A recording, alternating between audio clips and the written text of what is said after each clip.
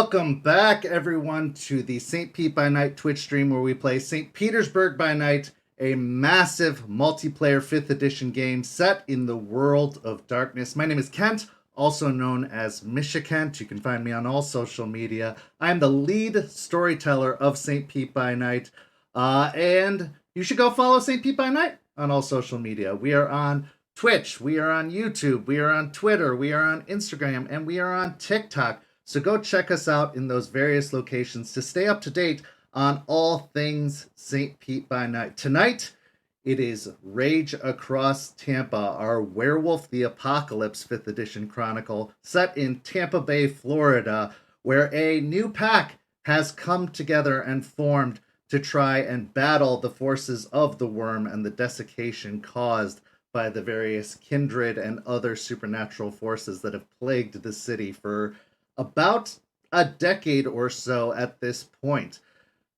Last week, we saw the party meet an individual by the name of Ryder, who tried to encourage them to strike back, to take action, to take steps to combat the leeches, as he put it, of Tampa. But before we get into all that, let's take a moment to introduce our amazing, amazing players.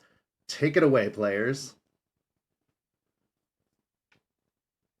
Hi, my name is Preston. I play Aiden Goodspeed of the Gale Stalker tribe. Hi, everybody. I'm Champagne, Champ, whatever you want to call me.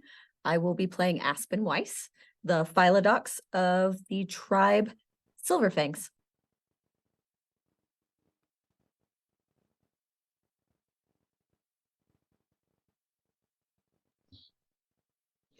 Hi, everybody. I'm Nori, otherwise known as Eclipse's Muse on social media. I am playing Malicious Jester, the Black Fury Galliard. Hi, I'm Simon. I'm playing Joseph Ashspeaker, the Theurge from the Ghost Council. Okay, so as I said, last week our young pack met with Ryder, a member of the Red Talons who had been a resident of Tampa since before the great annihilation of the werewolves of Tampa, before those that could fight decided to give up hope in Tampa and to flee the wrath of Bloody Mary and the kindred of Tampa. It was an interesting proposal given to you by Ryder of rather aggressive action he wished to take to strike back against the kindred. To some of the guru within the pack, it sounded somewhat appealing, an opportunity to make real change. To others, there was some well-deserved hesitation, some nerves that were stoked by the idea of just heading like a battering ram into such an assault against the kindred with very little information and very little preparation. Having had the past week to think about it, they have gotten together, and two of the guru, Aspen and Joseph, have decided to seek out Ryder once more to discuss and possibly gather some information. So it's been a couple of days since the initial meeting where you find yourselves outside of the club, the motorcycle club belonging to the Mongols in eastern Tampa. The black building stretching out over most of the city block, the neighborhood around it somewhat roughed up, a little bit worse for wear, but still standing strong. Inside of the club, you're in the back room once again, having been invited in by Ryder to discuss what it is you wish to talk about after you'd reached out to him using the business card provided to you by Artie. He sits at the same folding table. You can see that the bent and broken metal cage that had housed his equipment and motorcycle parts has been quickly replaced. It seems like it has been pulled back into some sort of useful shape once again, although the markings of the dent, the kind of broken and chipped parts of the steel, can still be seen on the edges of the cage. Ryder, with his long black mohawk swept over his head, sits shirtless at the table, his black Mongols motorcycle vest draped over his shoulders as he addresses both of you. So, you wanted to talk. Not sure what else there is to talk about, but I prefer to have you feeling comfortable about this whole arrangement.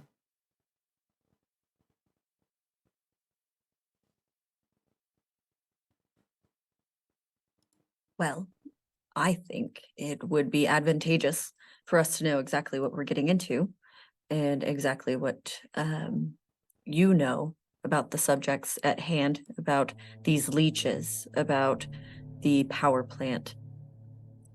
What do you know? What information could you give us? You can see him kind of scowl a little bit, but it quickly goes away as he kind of composes himself. Well, it depends. How far back do you want to go? You have to be a little bit more specific. I know a lot of things. What specifically are you interested in finding out about?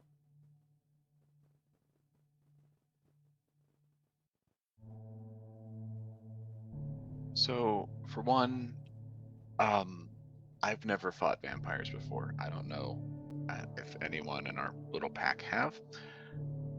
That's a big unknown for us. What do they fight like? What actually hurts them? How much of what the mortals know, of what the humans know, is real or fake? And after that, what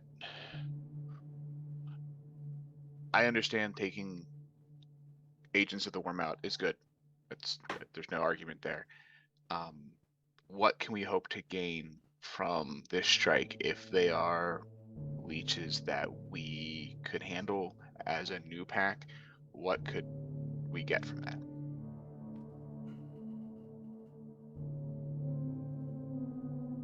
Truth is, the humans, the normals, they know about as much about vampires as they know about us. But there's some truth to a lot of it. Sunlight kills them. Fire kills them. Even a good jaw and claw kills them, especially if you focus on the head. You can remove the head from the shoulders. They're as good as dust. But they're fast. They're strong. And they can do your head in a good number if you're not ready for it. Always try to avoid looking them in the eyes. I've seen more than one guru neutralized just because they were looking the wrong way at the wrong time. Even had a few turned on us. But they're fragile if you catch them at the right time. You go in strong, catch them off guard, you can overpower them. Most of us can overpower them pretty easily. But they're fast. And if the advantage is in their favor, well, could be problematic. Now, my guess is a good number of the leeches in the area don't know we're still around. Don't know we still have a presence here. We've been gone for a long time, or at least they have been gone for a long time. Some of us stuck it out. So they're likely going to underestimate us. They're not going to be ready for us.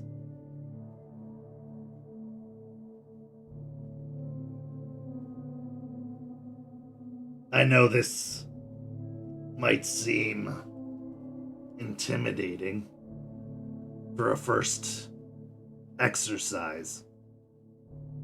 But like I said last time, we're running out of time. We might already be out of time. It's been too long. Too much time has passed, and we can't wait any longer, because the longer we wait, the more ready they'll be, and the more problematic they'll become. There might not even be anything worth saving, but I refuse to believe that. The crone seems to think that all hope is gone. The nation has abandoned us. But if we show them that there's something worth fighting for, maybe they'll change their minds. Maybe they'll come back. Maybe the spirits will favor us again. You spoke about the vampires not knowing we're around still. Leeches. Anyways,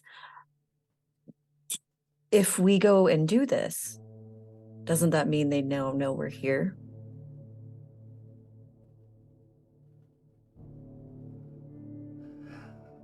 Maybe. They have threats too, not just us. They contend with their own problems. Humans, hunters, the church. Some of the same issues we deal with are the same issues they deal with. If we are smart, if we leave no one to tell the tale, that buys us time. But yeah, you're right. They'll know we're here, which means we'll have to act aggressively. We'll have to go quickly from one target to the next, and we'll have to take out as many of them as we possibly can. Why this target? What do we know about this specific cell that makes them a good target?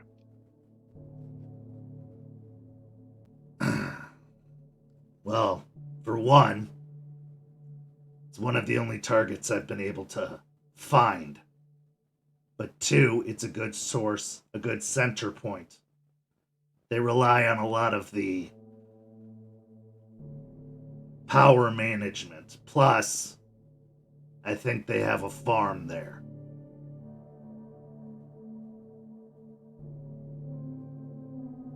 What kind of farm? What do you mean?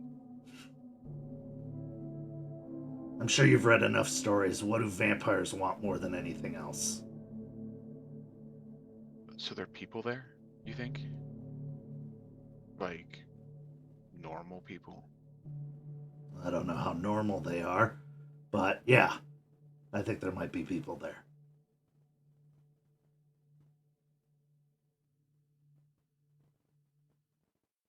Do Okay. you know numbers? From what I can tell, having scoped out the place, we're probably looking at about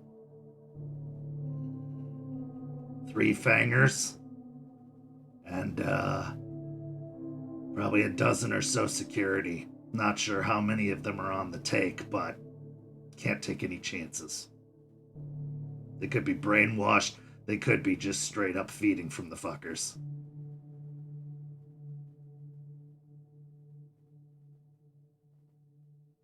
There's one ugly motherfucker who runs a lot of the city, a lot of the infrastructure. Haven't caught his name. Heard about him though. He handles a lot of the day-to-day, the management. This is one of his particular outposts, which means it's valuable to them.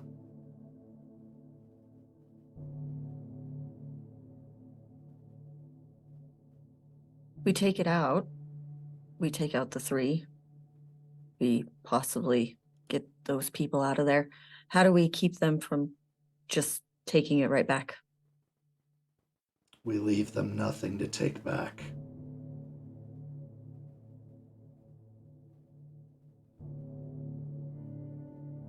Destroy the facility. That's gonna leave people without power, without the humans, the normies, without the infrastructure they rely on. We got a lot of people in this area. This is a densely populated area.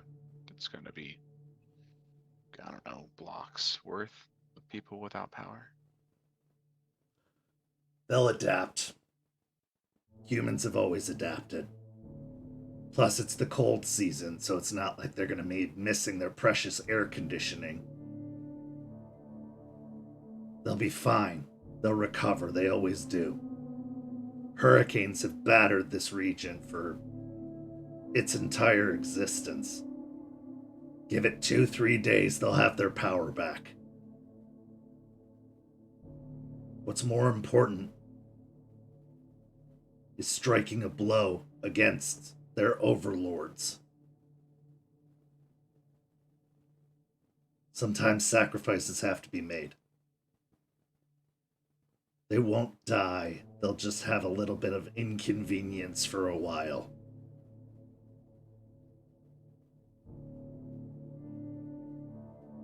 Besides, it's a remote facility, it should be fine.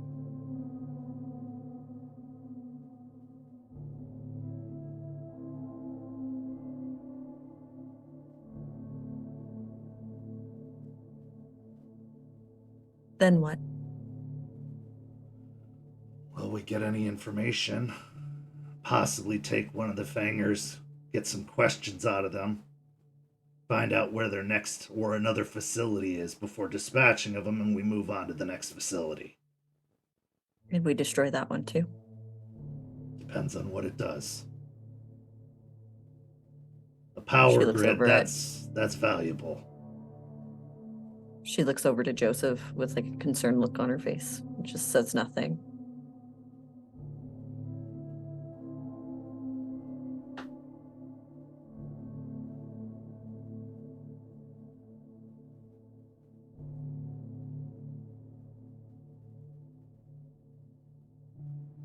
You know as well as I do that something needs to be done. And Ryder's addressing Joseph at this moment, seemingly focused on him.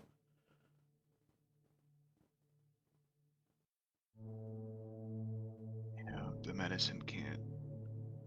We can't let the medicine kill the sick.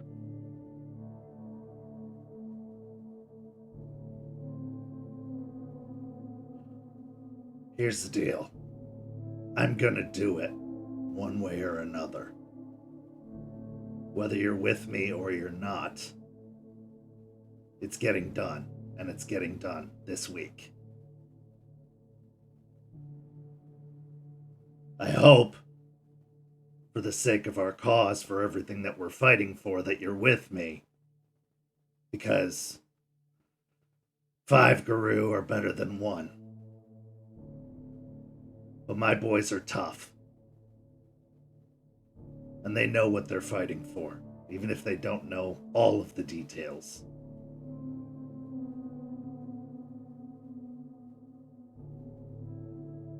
Everyone here has been affected by the leeches in one way or another. They've had their fingers in everything for far too long, longer than we even know. And the suffering that they experience here is because of them. Because of the leeches. The urban decay, the wage gap. You keep the food docile, it's easier to feed on.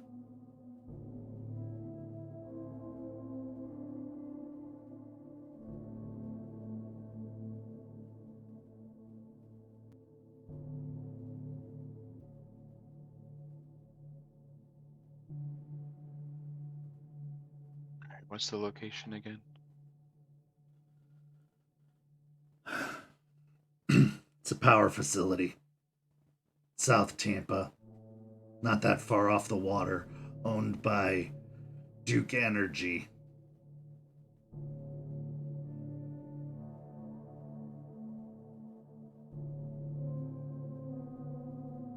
We'll probably take out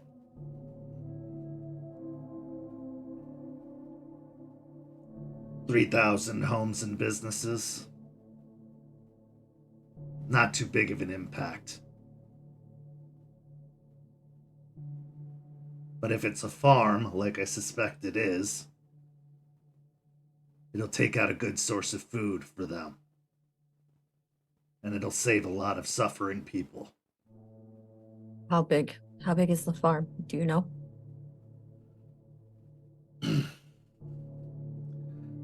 Can't say for sure, but I've seen a lot of transport vehicles coming and going, and a lot of them have had bodies being loaded into them.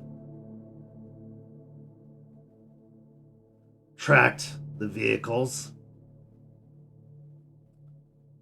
They come from some of the local hospitals, which makes me think they've got plants there too.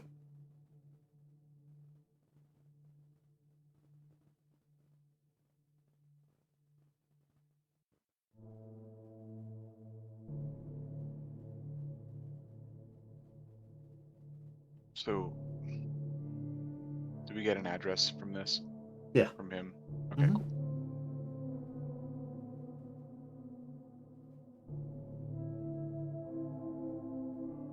You're right. Something needs done. I want to make sure that my pack is ready and my pack knows what they're getting into, and that we're going to be around to keep making changes. I It's just appreciate you 3 sharing of this them. information. There's 5 of us. 6 of us if you include the street dog. And But the he's guards. You said there's security, possibly, and you said some people might be feeding off of them. Does that make them the normies more powerful if they drink the vampire stuff? I've seen some movies like that. Yeah, a little bit, but nothing that you can't handle if you strike them hard and fast.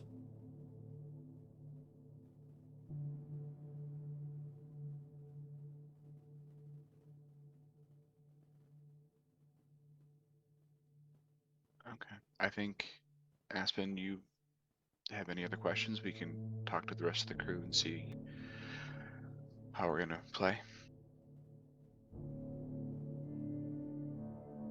Is there a way to stop it without completely destroying it?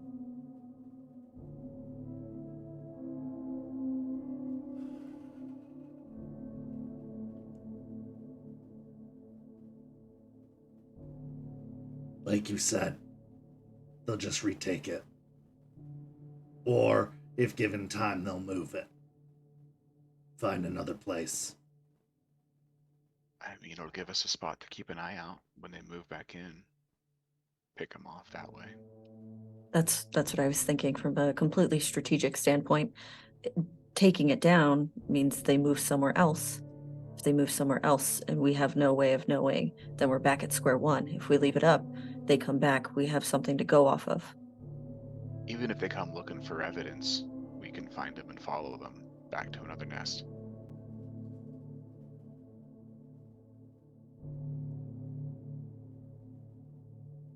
But it also gives the normies something to find too. Some torches and pitchforks might help us. Not if they're pointed our way. And we stay hidden. We've been doing that pretty well.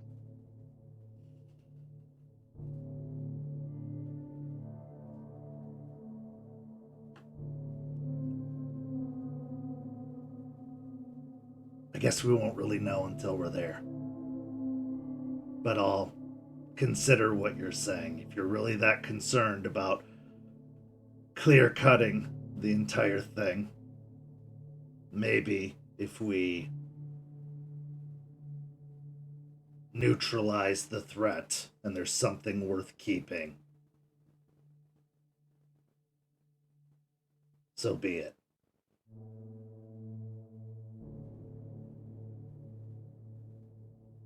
Okay. Just think it would be a good idea to keep it around. Because like you said, they'll probably just move it regardless of us taking it down or leaving it up.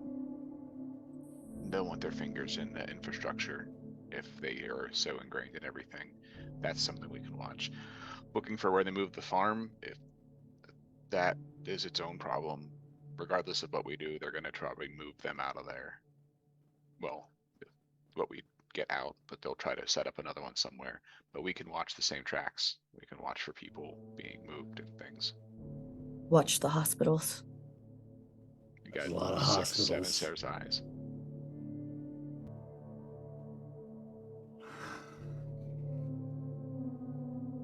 Okay, I don't think I have any other questions, but I want to make sure we're good with Aiden and Jester and crew. Absolutely. Well, you don't Thank have a you. leader, an alpha. Seems like you two are the alphas. You can't make a call for the others. I will make a call, and my call is that I will be talking to my other tribe members, my other pack members, excuse me. And we will get back to you. That's my call. Go ahead and make a manipulation and intimidation.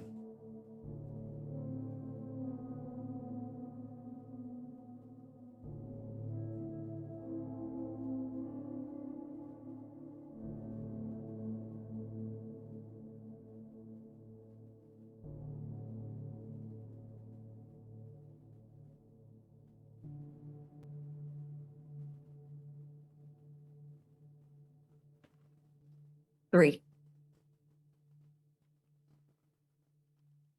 He kind of scoffs a little bit.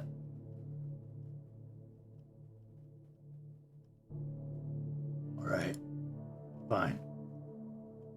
But I need an answer in 24 hours or I'm moving without you. Sounds great. Thanks for talking to us. We gotta stick together, right? Absolutely.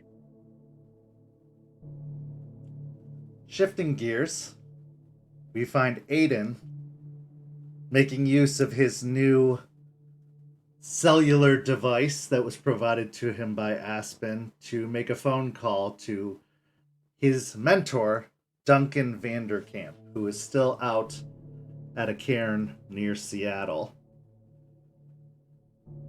The phone rings a couple of times, but eventually it picks up. Hello? Is this thing on? Hello? Aiden? Hi. Holy shit, what's up? Hey, I got a phone, so that's new. That's new. You Yeah, got a phone.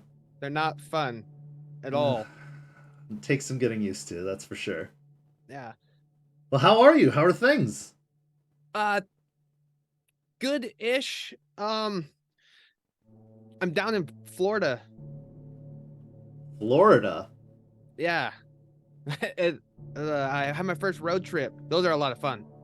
Can you even feel the wind down in Florida? Barely. So, is the cold getting a little too much for you up here? No, I miss the cold a lot.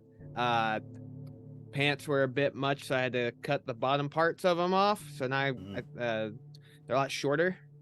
But overall, doing okay. I got a nice little spot over by a river. The hunting's okay here. It's not nearly as good as it is up there. Ain't that the truth? Yeah. So, but people are a little bit nicer. Well, what's up? What can I do for you? Well, so those years that we were doing training and stuff and just kind of like protecting the cairn and those who dwell nearby and within, I don't remember any talk of leeches, vampires at all. And that's a problem, apparently. And I got two different stories going on, man. I got one saying, no, don't fight him. Another one saying, no, we can take him. And I don't know which way to go on this. Well, other than Seattle proper, maybe Tacoma, we didn't have a big leech problem up here. You know, it was more just urban development that we had to deal with. But Yeah. So you got a leech problem, huh? A big one, apparently. They run everything down here, the entire state. And one guy here, he seems well enough. I fought him. I did okay. He's way stronger than I am. But he was saying that we could take him out, but we then met this really old, mean lady who was saying to give up and that we don't matter and none of this should be done and we should just give up. And there's no reason to fight the leeches. Well, you can't listen to that talk. We do matter. What we do matters. But it's a difficult fight, and a fight that we haven't necessarily been winning, but we got to take our little victories and keep pushing forward. Shit, man. Well, the litany says to fight the worm wherever it's present. It's very present here, so I want to get in there and do what I can. I also don't want to die. Nobody does. Yeah, well, let me see. What can I tell you about leeches, vampires? They're tricky. They're clever. You've got to really spend a lot of time tracking and hunting and focusing on them and their movements, looking for your opportunity. It's like a deer in a lot of ways. They can be quick, but these deer, they have antlers, really long, sharp antlers. So avoid that. Yeah. But if you can find an opening and you can attack quickly, you can take them down. I mean, their biggest weapon is that they don't have the same problems that people have. They don't bleed the same. They don't, you wound them, and it takes a lot to wound them. If you are able to wound them, they can recover quickly. They heal quickly. But if you can get past all that, you can get a good grip on them, you just start dismantling them. Take out a leg, take out an arm. They don't have the ability to change the same as we do. Some of them can turn into bats and wolves, stuff like that, but for the most part, most of them stay in a human-like shape. Fire is good if you have fire or access to fire, but I know in a major city like that, you got to be careful about the blowback. You got to be careful about getting a lot of attention. You got to make it quiet, or as quiet as you possibly can. But vampires, they love cities. They got to be near people. You're not going to find them out in the wild. That's why we didn't have to deal with a lot of them. We've got a lot of open space out here, and they need to be near their food. So a good thing you can also do is starve them out. Find out where they operate and cut off their food supply. Eventually, they're going to have to show themselves, and the hungrier they get, it makes them seemingly more dangerous, but it also means that they're going to make a lot more mistakes. When they get desperate, they get reckless. And that means you're going to be provided more openings for how to take them on. So they're quick to anger, but avoid their antlers, fire, starve them out. The thing that they have over us more than anything else is time.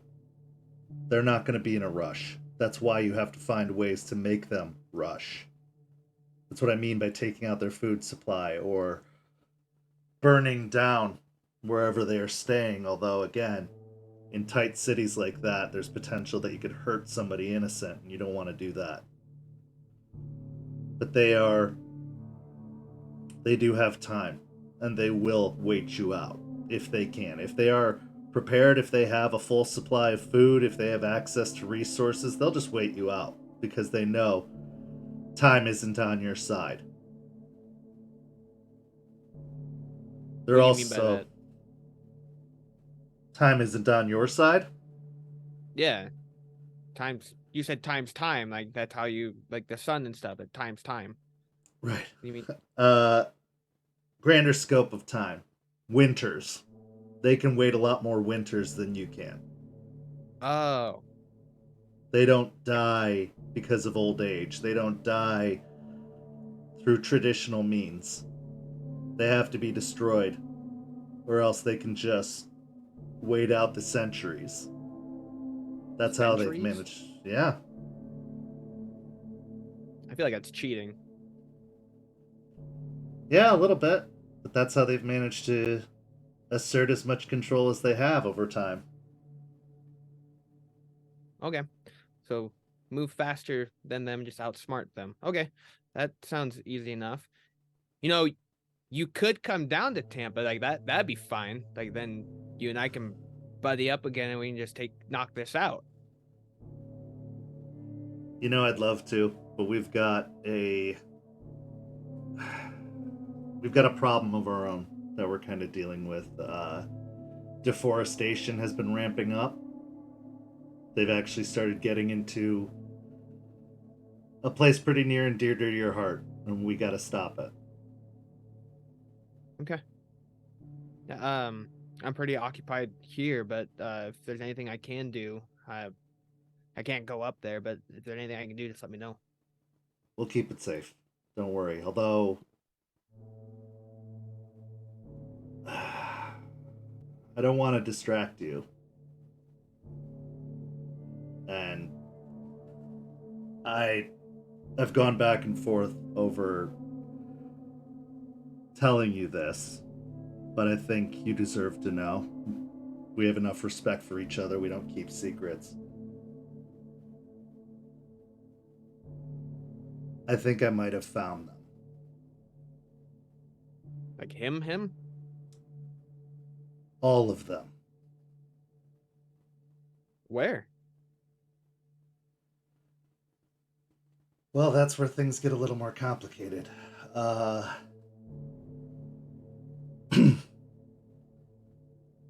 There is a factory that has been doing some experimentation. Cosmetics, chemicals, the like.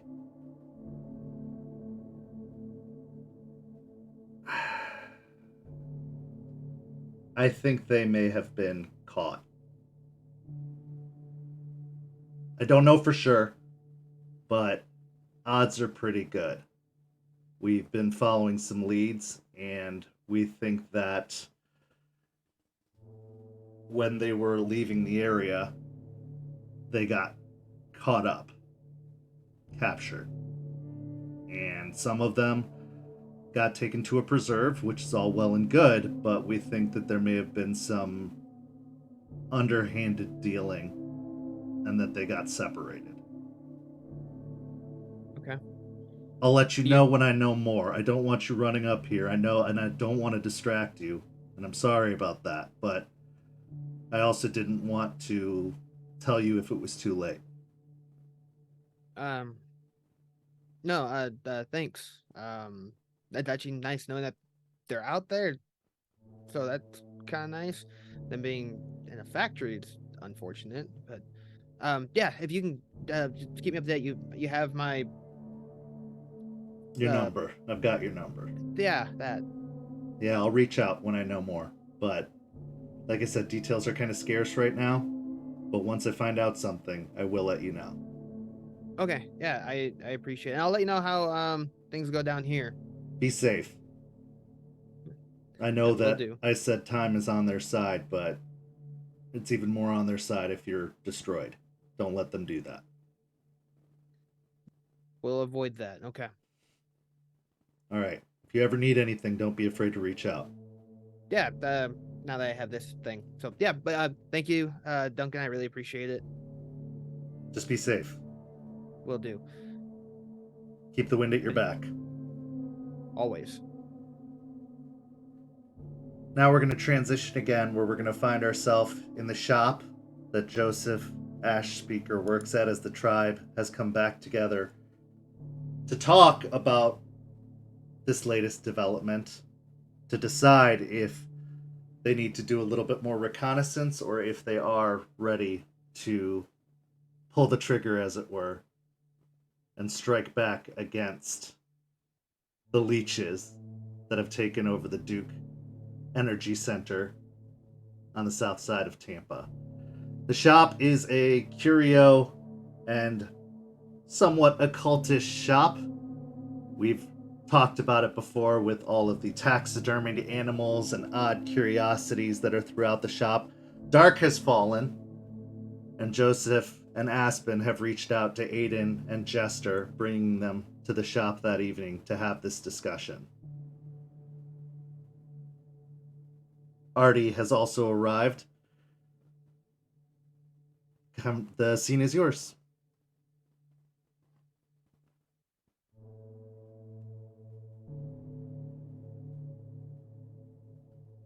Well,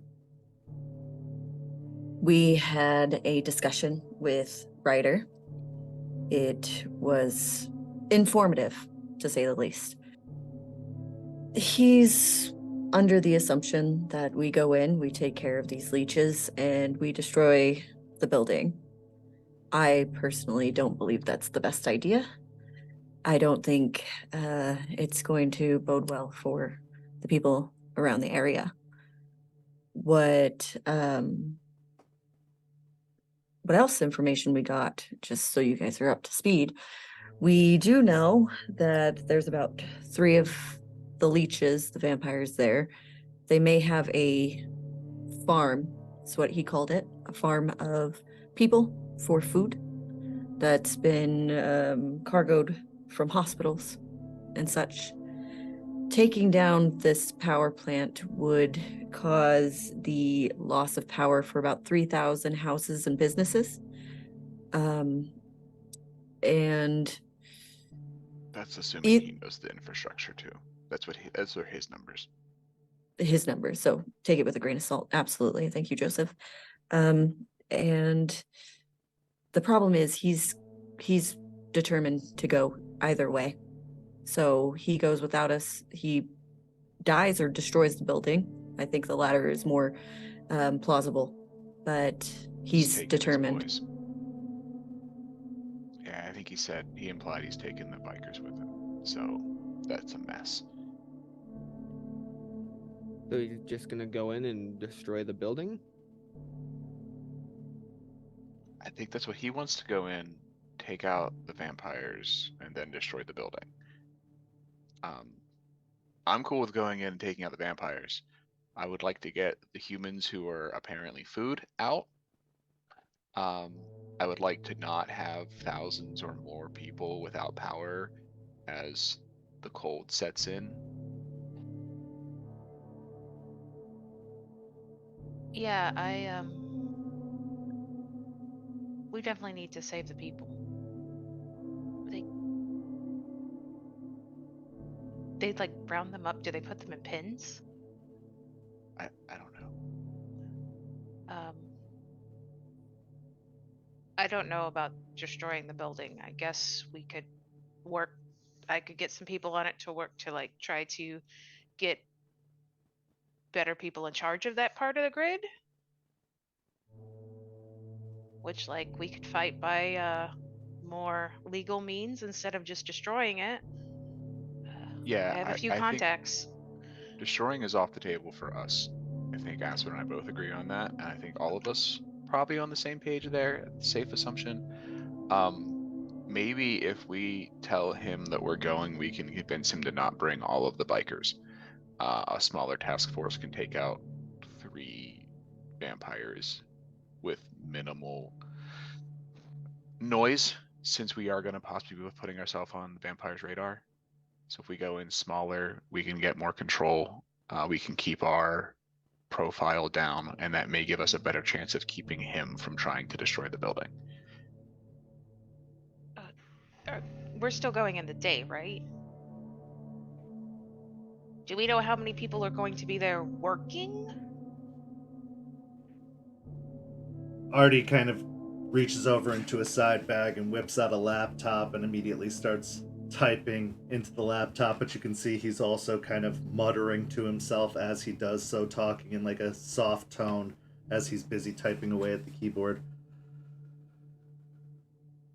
Well, on an initial search, it seems there are about 400 or 500 employees that work at this particular outpost, but it's rotating shifts. You know what I mean? They're not all on all the time. But there's, including repair workmen that come and go, plus those that maintain the plant, janitorial staff, upper management, so to speak. Yeah, we're looking at about 400 people operate this particular location. Now, I would guess on a typical weekday, you're looking at probably about 75% of the people coming and going throughout the day. Rough estimate. That's going to serve way more than 3,000 people. That's Potential. 300 people, like, potentially we're going to have to deal with when getting into that plant. If you go in during the day, yeah, potentially. I think nighttime would be our best option. Also, feel free to shut it down if you don't think this is a good idea. But Jester, what you could do is you could have some a protest happening, more unsafe, that would cause the company to need to bring down the amount of employees within the building until it was taken care of. I can arrange that. Is this a building that's on like all the time? Is it on like for a full day, or does it like have a closing time? No, I'm pretty sure this will be, as a power plant, will be a rolling. They're going to have crew all 24 hours a day to keep it going. But they would have shifts, right? So if we go Yeah. in between like a shift change. Well, if you're looking at nighttime, and Artie keeps kind of typing at the keyboard, you're looking at mostly nighttime security, janitorial staff, and a couple of people operating. I think that it's one of those situations where they call in people if there's an emergency, but on typical day-to-day maintenance, it's going to be a pretty bare bones staff. So, I don't know a lot about vampires, but if they're awake at night, would they necessarily even be there at night? Or would they be out doing vampire stuff? What do vampires do? I didn't really get that information. I just know that they have really long antlers, and we have to avoid those. Okay. Yeah. My mental Well- image is totally changing now. I would assume, from what I know, that they would be doing things at the plant at night, right? Because Well, they it's don't the walk in the farm. sun. I don't know. I don't know much. Yeah, they might be. If he knows that there are 3 that are there, their job is probably to maintain connections to the plant in whatever form, and if there's a farm, to maintain the farm, to keep the people in line so that they can then be shipped out or whatever they have to do, tapped. I don't know.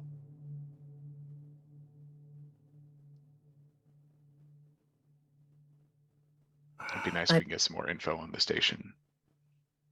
Absolutely. I also don't think that they're going to sleep at the plant, so going during the day wouldn't really be helpful for any of us. Well, what he said is that that's where they sleep. Maybe they have a room there or something, and then they get up. That way they don't have to travel. Who knows their strategy?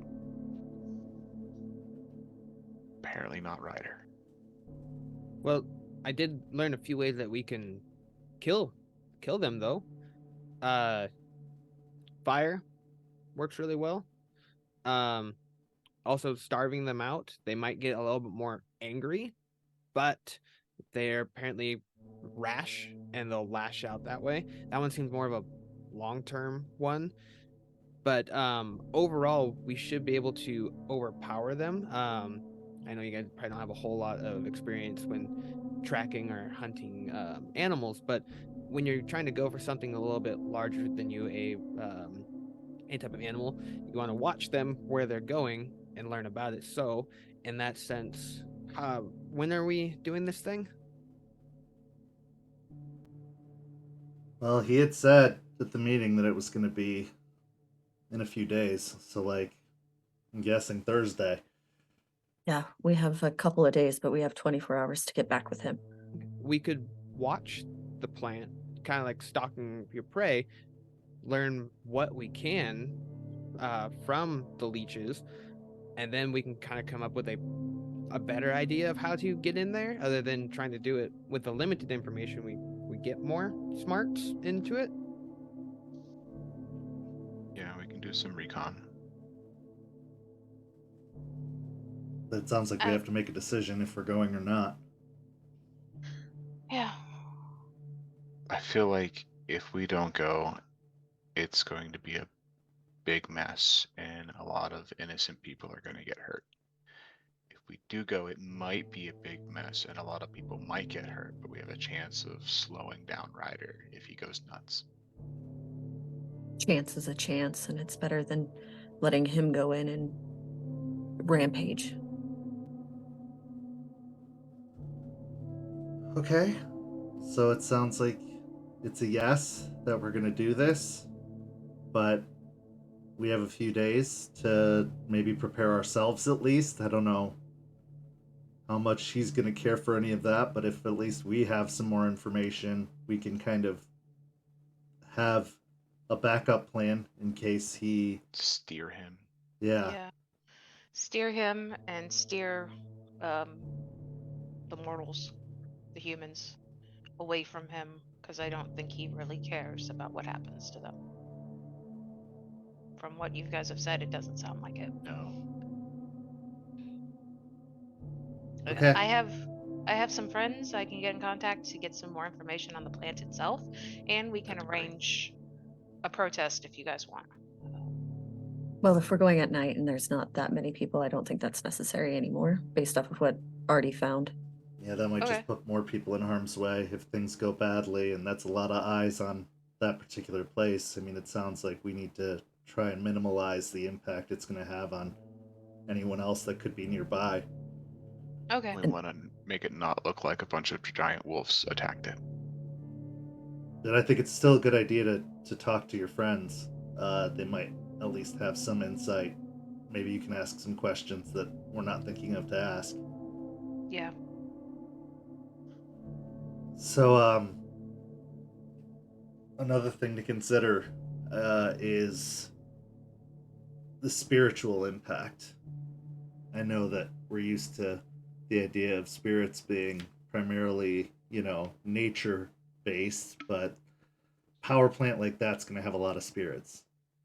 Weaver spirits. Now, I don't know what kind of spirits they're going to be or how prevalent, but they're going to be there. And if they have some sort of arrangement or they like what's happening there, they could potentially pose a resistance as well. Another reason we probably shouldn't try. We should try to keep Ryder from destroying it. I don't want pattern spiders attacking us because we're trying to destroy their little web. I agree. I think They're not fun. just off the top of my head, I say we have Aiden kind of keep close with Ryder in case he goes off the rails. He's the best qualified to stop him. And then we could have two others kind of taking point to make sure humans that aren't directly entrenched with the vampires are safe and out of the way and out of harm's way. I want to go where there's the most fighting. Well, we'll keep you with Aiden as well then. Yeah, it'd be fun. Probably. Yeah. I'll sit back, keep an eye out for any spiritual stuff, kind of do a spiritual overwatch. I'm better at range. I'll pull my bow out, maybe stakes work. Maybe I can hit him with a arrow. Are you down for digital overwatch? Yeah, I can do that. I've got a a network access to the local authorities so I can at least know what the potential police response is going to be, and if need be, I could redirect them. And media coverage, I can keep an eye on that as well. See if there's any local events happening nearby or what kind of the impact would be. I'll try to get a better idea of the power grid as well to see what the impact's going to be, but based off of the number of employees that they have working here, it's probably a lot bigger than even Ryder thinks it is. Yeah, I really don't think this place can go down. Now, one thing we might want to do is to stop them from calling for help. If something goes wrong and they get alerted to, us moving in, they might try to call in other vampires to assist, and maybe I can do a cell phone block or at least a phone line block. Is I don't there a know what way that means, that but you yes. could kind of, I don't know, stop power for a little bit? Because then we could just blame it on the power plant itself. I don't know how talented you are with all of that. He kind of gives like a knowing, like, I could, yes. I could do a temporary cutoff. I can't cut the power off from the plant itself. They provide the power, so I can't shut down the power to the plant. But I could potentially disrupt the connections to the local area, at least temporarily, like a brownout. Yeah, I can do that. Okay, that's more so we have a story. Yeah, If we're splitting up, do we have a way to communicate with each other? it'll be a lot harder if I kind of block the cell phone signals, because that'll block ours as well. Can we just go to the hunting store and get some like closed circuit hunting walkie-talkies? Yeah, They don't use Wi-Fi. They could just radio. They're cheap. There's some pretty good longer range ones too. Yeah, the archery place I've been practicing at has all kinds of hunting equipment. I could probably swing by and get that. Okay.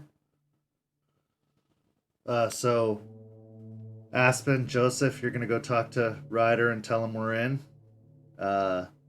Jester, you want to talk to your friends and see if you can find out any more information, and then Aiden, do you and I want to go scout the place out?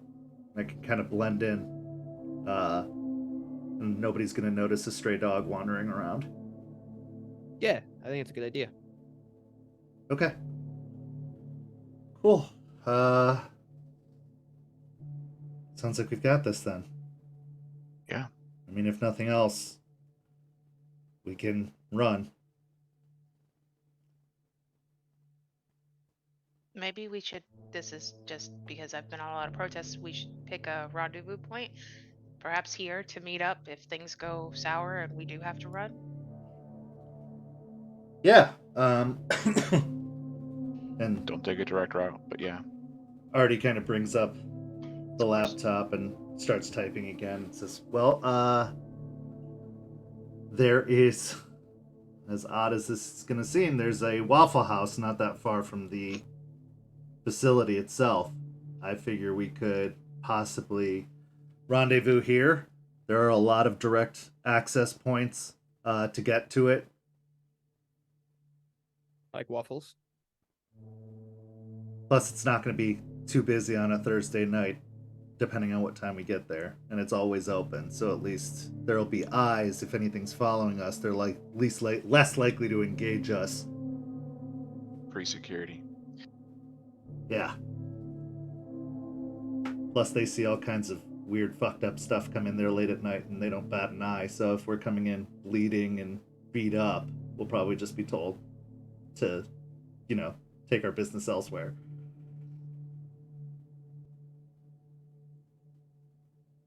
Okay. Well, I think we've got things as planned as we can, and we'll, come back to it if we have to before we head directly in. but I think this is as good a plan as we have right now. So I guess, I don't know, what do you do? Break? Woo? I don't. Yay. Go team. Go team.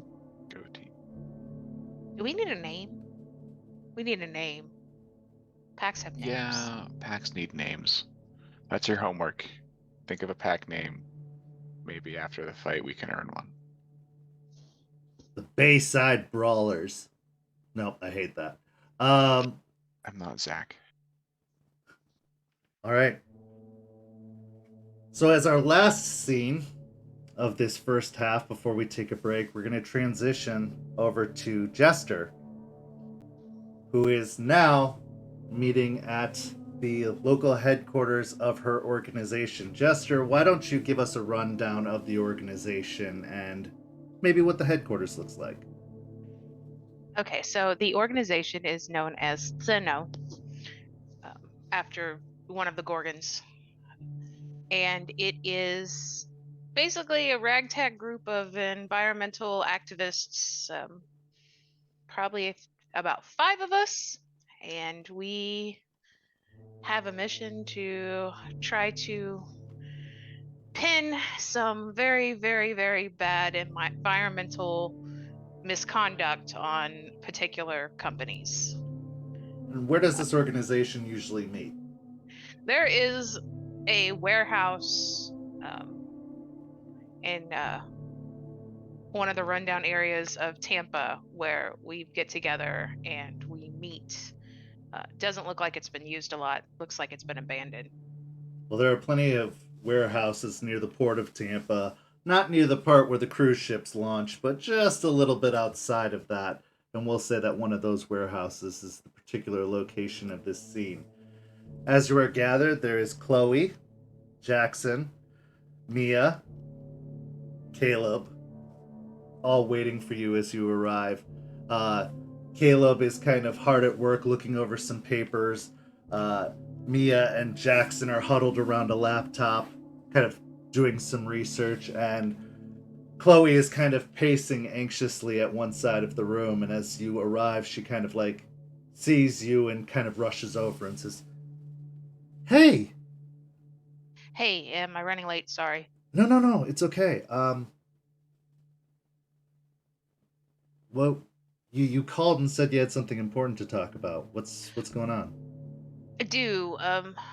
I was hoping to get you guys together to hopefully get some information on a power grid located in the south. It's run by Duke Energy. I have an acquaintance that I just met who's been looking into them, and apparently they're doing some shady things, like weird shady things that Okay. it's just weird. I So mean, I'm hoping we the can get some information to help them out, the acquaintance. yeah.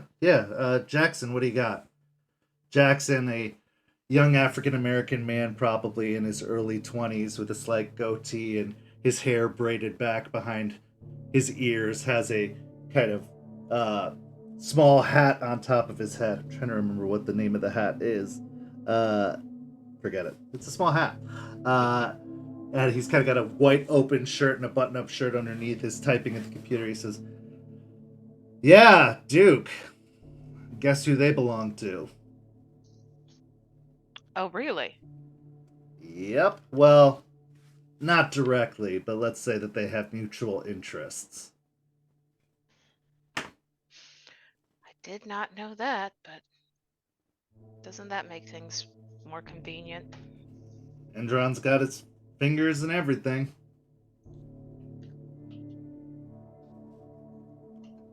Chloe kind of pulls you aside and says, "Keep looking at it, guys. Let us know what you find." Is everything okay? I mean, why wouldn't it be? I don't know. I'm Just I've been doing my job and, going around the city and making contacts, and it's kind of kept me busier. Also, I read. have a little side project, but anyways. I guess I just miss you, is all. I feel like we don't spend as much time together as we used to. We don't. And I'm sorry for that.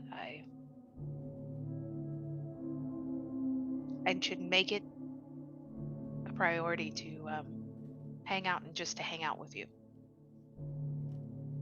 I mean, yeah. Is everything okay with Leon? Yeah, things are great. Okay. It's really sweet. She kind of looks not fully convinced, but realizes that maybe now's not the time to push the subject anymore, and she kind of smiles weakly, but then heads over to where the others are gathered and starts looking over the information. I'm gonna fiddle with like something in my pocket as I like switch my composure for a moment because she's always been the suspicious one and things are just gonna get worse from here, especially since we're planning on physically hitting this grid. Oh god, the questions. So, what are you hoping to find out with the resources of Theno at your beck and call? So I am looking to find out. We found out Duke and Ron run it. So generally, like at night or day, how many people actually work there? If we can get a number, if it's the same as So, with the daytime staff, it's the company does employ about 400 people. However, a good number of them are workers out in the field. So they come here, they pick up the trucks. This is kind of like the dispatch department as well as a small power grid attached to it.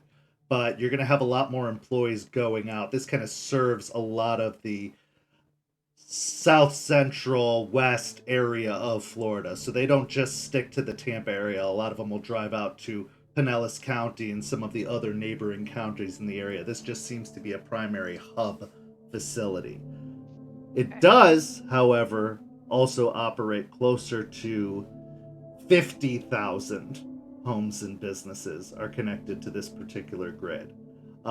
There is a large warehouse where a lot of the vehicles are stored and operate from. It's also where they keep a lot of the supplies necessary to maintain power lines, as well as, big transformer boxes and the like. But it is mostly staffed by people who are gone during the day in the evening. The bare bones skeleton crew that runs the place is probably about a dozen people, including security and janitorial staff and the couple of operators they have manning these stations at night. Okay, it's good to know. So that you said that includes security, so I don't need to ask Right. about that. Well, And officially registered security, yes. right, and then there will be probably whatever security the vampires have. Are there any environmental issues that the facility has been implicated? They've actually been publicly acknowledging a green initiative and have been trying to use more solar power. Solar power has become very, very popular in Florida, obviously, because of the amount of sun it receives. So they seem to have transitioned a lot of their focus into more solar energy and Okay. providing those resources to the people. I would say the biggest environmental impact they seem to have is the amount of vehicles they use. There's definitely a lot of vehicles coming and going, vehicle maintenance happening, and there are a couple of smokestacks that seem to come out of the factory itself that aren't great, but they don't seem to be having any super heavy-handed impact other than the usual operations of maintaining a power grid. Okay. I don't think this is anything we need to tackle, but I can pass it on to my friend. Have you heard of any like rumors of anything weird going on?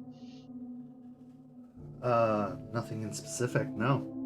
Okay. I mean, people have complained that it's taken a while for them to get, power back on following hurricanes, but that's not unexpected. That's pretty normal for the region. The Right. response time has actually been better in the most recent years than it has been in years prior. Okay. I think that's it. I'll just pass it on to my acquaintance. Hopefully it'll help him out. Okay. Stay in touch. Of course. We still meet all the time. I mean, outside of that. I will.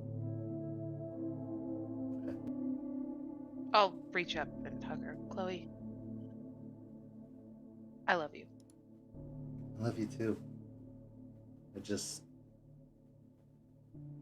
We're a family. You know that, right? Yeah, you're the best family I got. Same. I don't know what I'd do without you.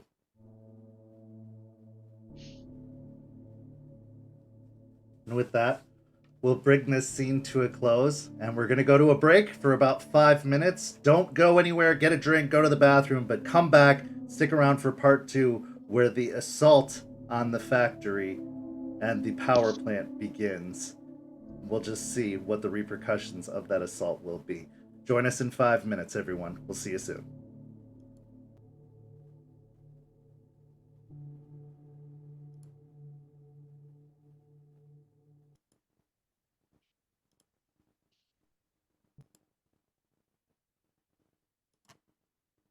Welcome back, everyone, for part 2 of Rage Across Tampa, episode 4, Decisions. The pack has made a decision. They are going to assist Ryder hesitantly with his assault against this particular power plant / warehouse dispatch factory. You've met with Ryder. You told him about your decision, that you are going to assist, but that you were going to do some reconnaissance of your own. Aiden, we'll start with you. In the days leading up to the assault, you spent some time with Artie kind of checking out the factory, trying to get the habits and patterns of what goes on in the day-to-day at this particular power plant. How would you go about doing this? Would you kind of stay in your Hamid form and scout out the factory on foot, or would you prefer to do so in your more natural form?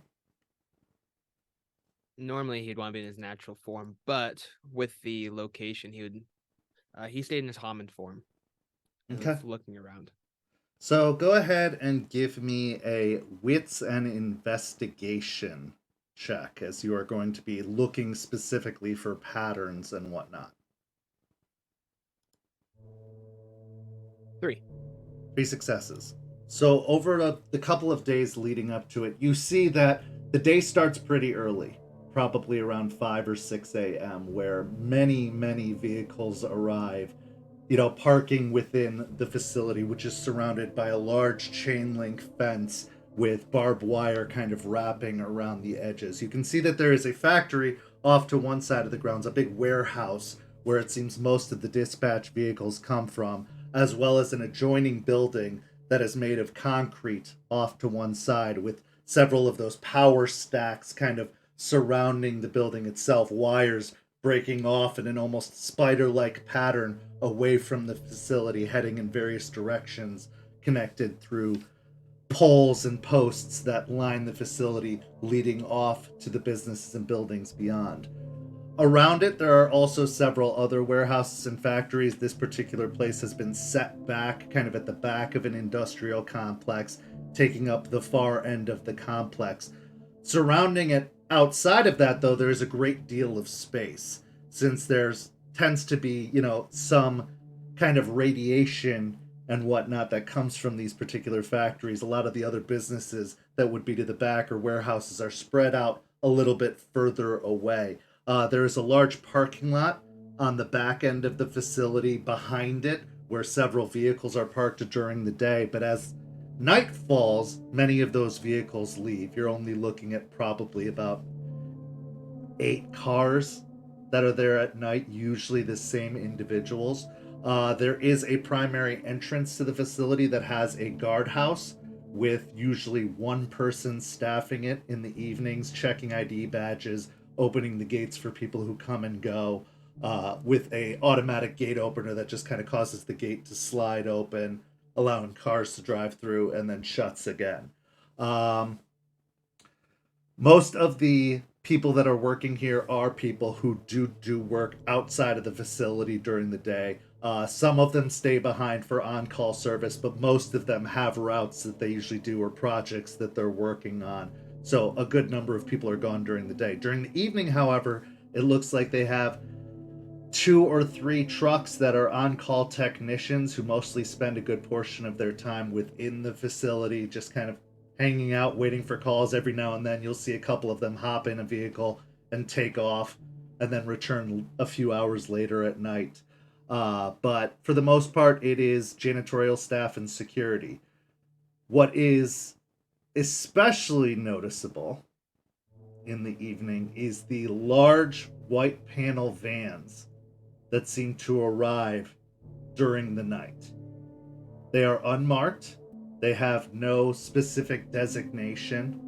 They pull in at night towards the warehouse in the back, and they pull into the warehouse itself, where normally the Duke branded vehicles come and go. They pull into the warehouse, and then several large coolers seem to be loaded into the van by individuals who are not wearing the same attire, the same Duke attire that most of the employees wear. These people seem to be wearing what look to be possibly kind of loose armoring, bulletproof vests, primarily black attire.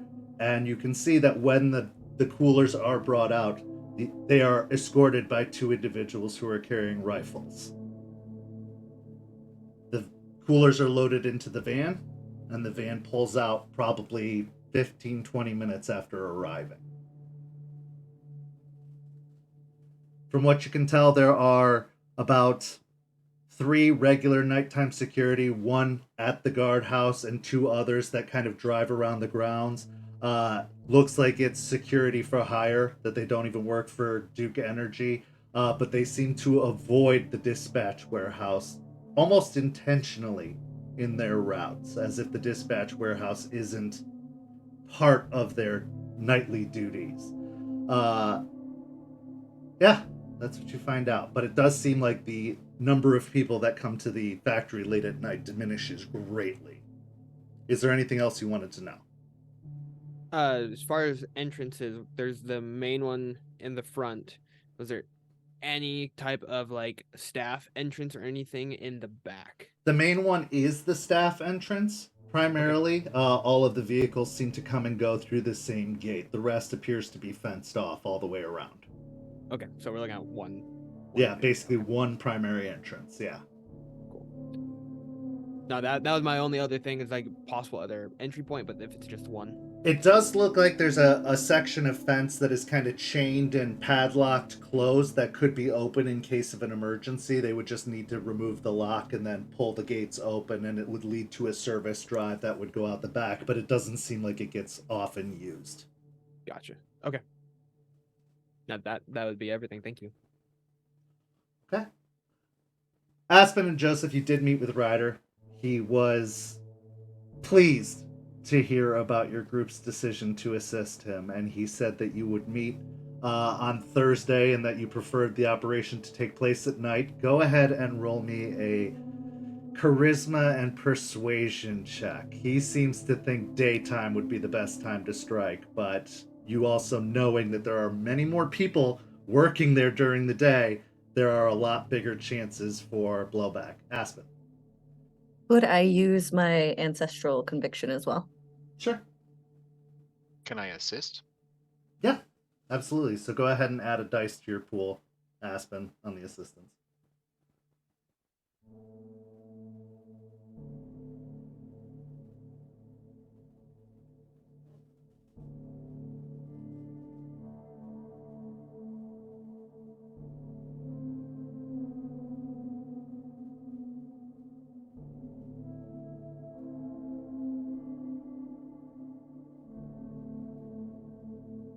Seven. 7 successes. He agrees. Says, I prefer a good fight anyway. It's for the better. Catch them when they're sleeping, yeah, that's too easy. You got moxie. I'll give you that. Okay. And Jester, was there anything else you wanted to do in preparation for this evening?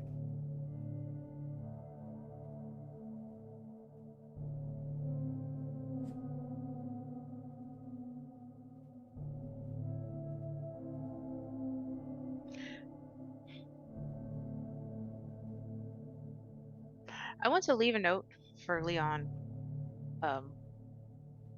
Say, look, like, don't open before tomorrow. And Okay. then hopefully I'll get to it before then, and I could switch the letter out. I'll actually write two.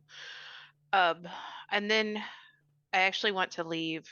I want to hide a set of clothes near the Waffle House. Okay. So what did the letters say?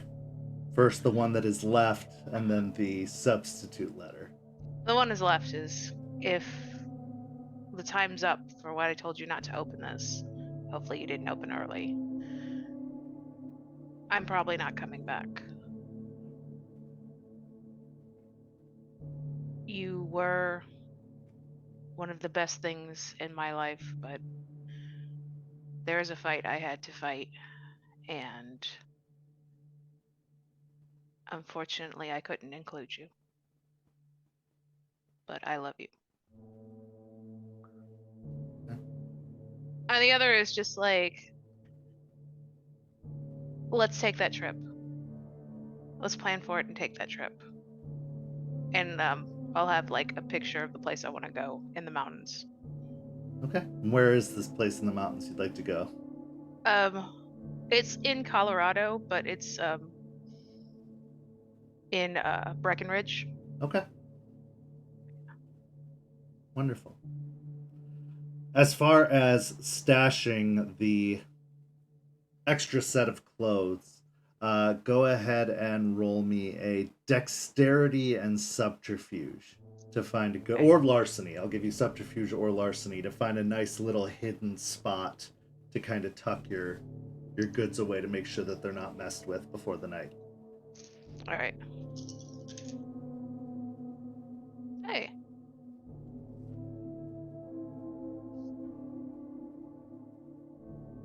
I believe.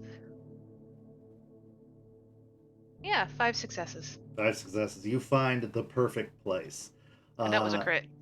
Yeah, no problem. You find a place to just stash them away, and you're 100% confident that they are not going to be toyed with or taken in your absence. Okay. Okay. And So, that is it. Go. yeah. With what I know of the occult and know about the rites, I would ask the crew if anyone had rite of dedication, and see if I can get my clothes dedicated before getting to a fight. I got you. We have to go to a river, though. Yep, that's fine. I'll follow. So just like you did with Aspen, you perform the same rite of dedication using the earth and the water to make sure that the clothes that he wears and cannot change before the night of the operation will remain with him after changing forms. Joseph would be very intrigued by Aiden's methodology and be definitely paying attention to it and respectful to it. No machine washing. Of course. Okay. So the night arrives. We are in the present. As Thursday night approaches, you are told to meet at the Mongols Motorcycle Club, and when you arrive, you see about 6 bikers, including Ryder, already sitting on their motorcycles when you arrive. Artie pulls up his Jeep, Regina, alongside the motorcycles and rolls down the window. And Ryder kind of looks over. You ready for this? Go ahead and everyone roll me a wits and awareness.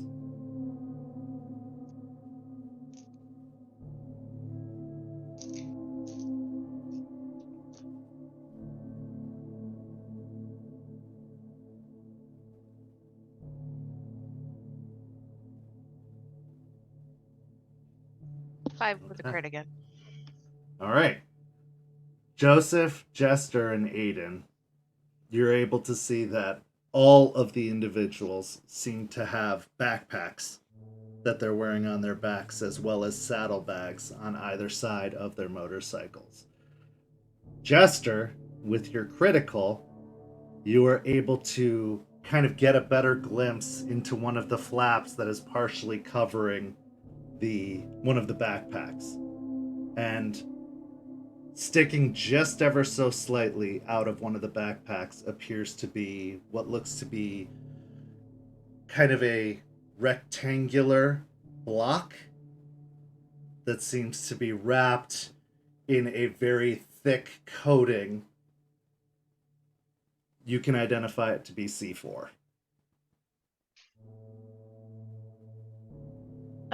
I will move to Aspen, just like very softly, like, hey, did you talk to him about not destroying the facility? It was discussed, yes.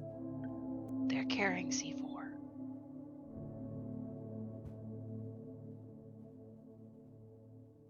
All right. Well, we'll make sure we get those backpacks off when we get there. Okay.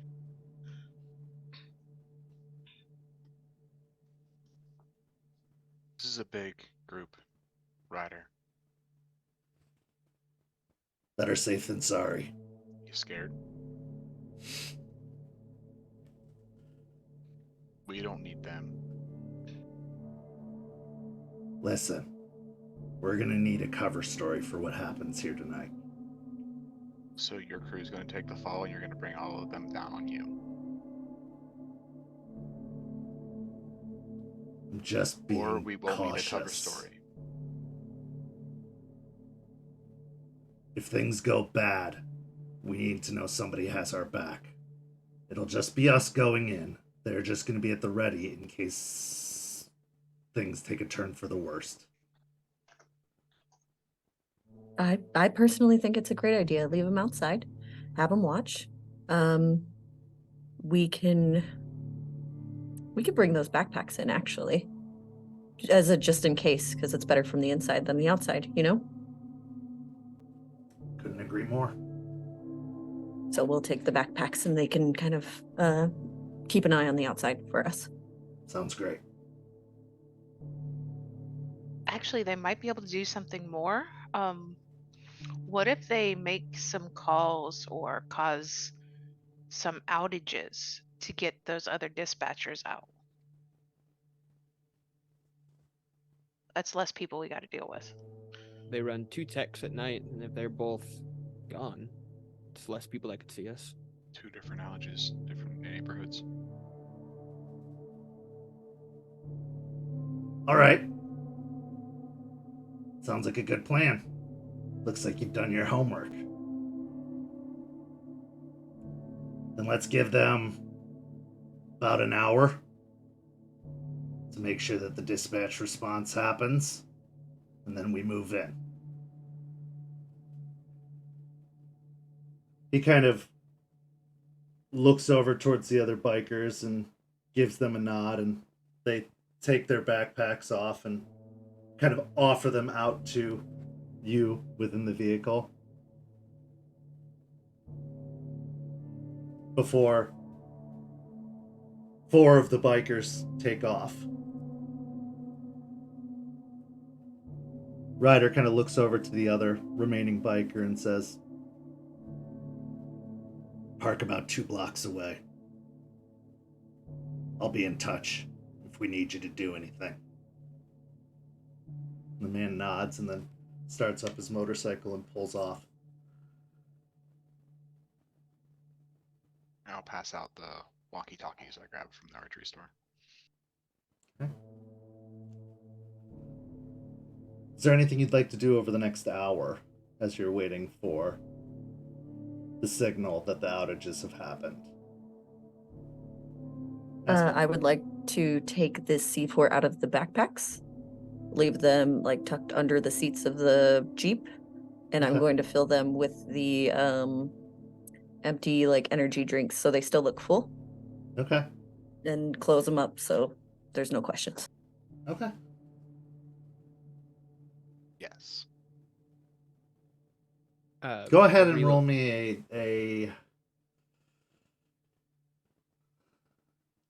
Doing it won't be difficult, but go ahead and roll me a dexterity and stealth anyway, even though you're in the back of the Jeep. Would anyone like to help me?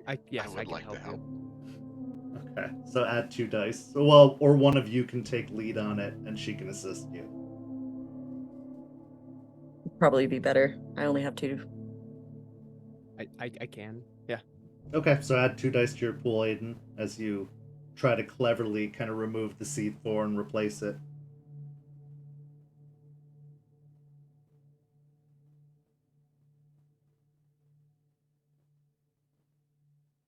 Six. 6 successes. Easily done. Ryder is just kind of sitting on his bike, kind of looking off into the middle distance. You can tell he's kind of preparing himself for what's about to take place, and he doesn't seem to take any notice of what you're doing. While stuffing the bags full, I'll relay the information I have gathered to the rest of the pack. That way they're all up to date on the Do you what think we're we could heading jump into. the fence? There's barbed wire, the really big stuff up top, but there Okay. is a service entrance, so we don't. The front door, it's gonna be difficult. We need one of those credit cards in order to actually get in, and there's a guard there. But there is a service entrance that has just a regular door with the big chains on them. So we just break that, just head on in. It seemed like the 2 days I didn't see anybody use it. I think between the 6 of us, somebody can break a lock. Or pick it. Most likely. I'm not great with picking locks, but I can break some things. So I think Aiden can too. I do all right. I was told not to break things though. Aspen gets mad when that happens. I think we can break things here. Alright, He'll can you look pick at- locks?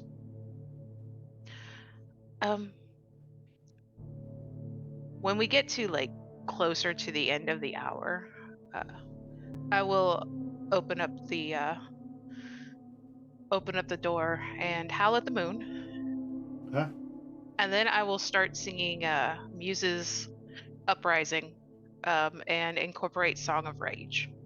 So go ahead and describe Muse's uprising and Song of Rage and what kind of effect that has. She is using I'm using the car as like a beat for it, and she's singing the lyrics. I can't sing, so just will not force us. We will be victorious. You will stop degrading us.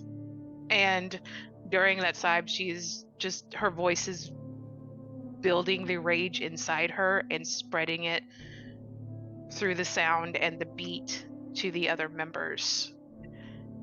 Okay, what does it do mechanically speaking? Mechanically, I need to roll my charisma and glory. And depending on the successes I get.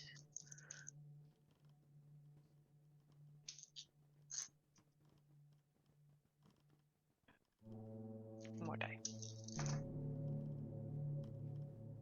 Yeah, it was not a critical, but I got 3 successes, so everyone within hearing can gain a point of rage. And I need to make a rage check. Okay. I succeeded, so. Okay. So, does that include you? I think so. Let me just verify.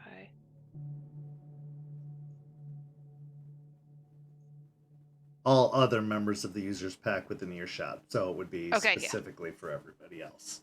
Right. Okay, so alright. you're up to 2 rage, and based off of your song, everyone else gains a rage, meaning that everyone is at 2 rage at this point, unless anyone else would like to howl at the moon as well.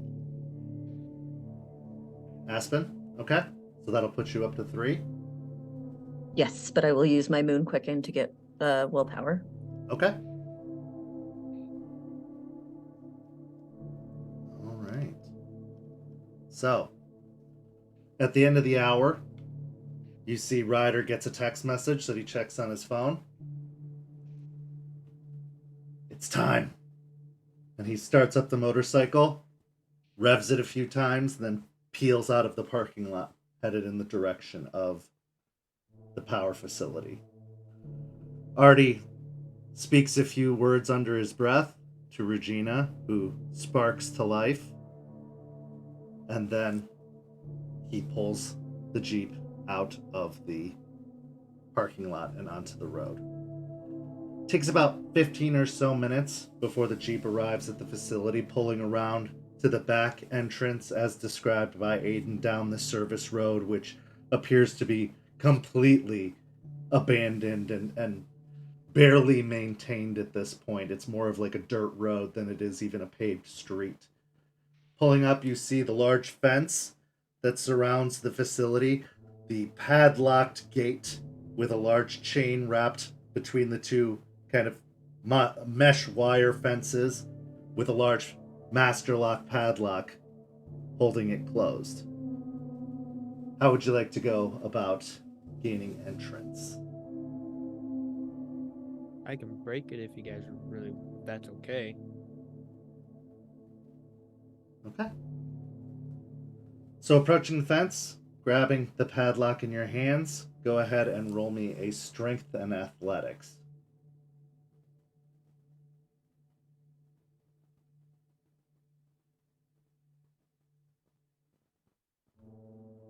That's 7 successes. 7 successes. So you get a nice firm grip on the padlock, and it takes a little bit of effort, but you twist and you can feel the sound of the metal just groaning and creaking and then eventually snapping beneath your grasp as you remove the padlock, the jingling chains kind of dropping to either side, and the gates now remaining open. Pulling the chain out to make sure that there's nothing obstructing the path, you kind of pull open each of the side gates with kind of like a screech and a scrape as they kind of open out onto the road, now giving you full access to the facility. Artie kind of pulls out a laptop and attaches a small device to the side of the laptop and starts typing. When do you want me to knock out cell service?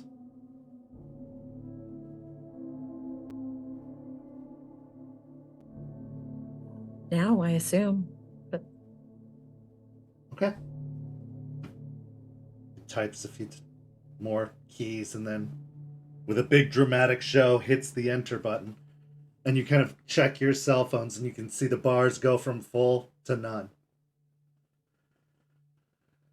We're on our own. Here we go. Ryder kind of looks at Aiden and Jester. You ready? Always. Let's go. Okay. He kind of steps up, and as he kind of climbs off the motorcycle and walks through the fence, you can see him dropping down to all fours, taking on... Let me see what the name of that form is called.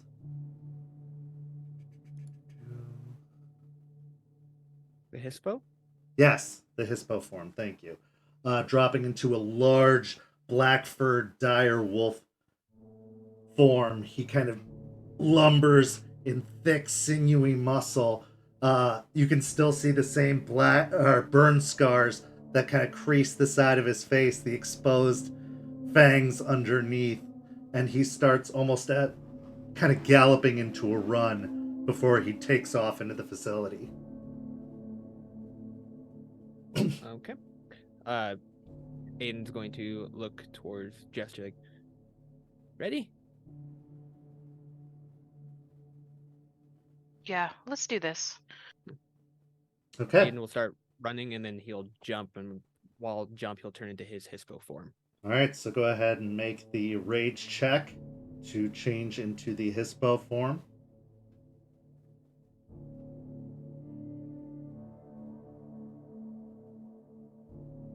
Clarification, where's the rage check? Oh, yeah, it's just one rage dice. You just make Okay, a rage check, cool. and yep. This will see if your rage decreases or stays the same based off of the result of the check. Gotcha. Got a 6, so we're 6 successes, so you stay at the rage you have. Jester. Jester will run behind Aiden and also shift into her Hispo form. I made my rage. Okay, so you also dropping down to all fours as you're making your run.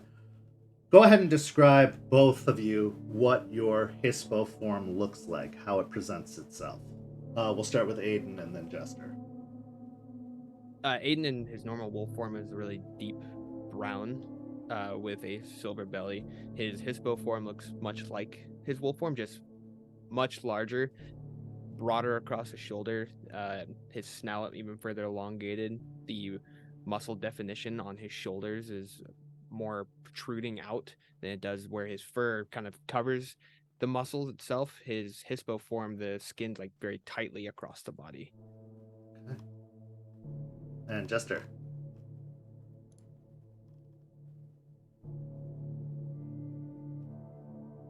Can't hear you.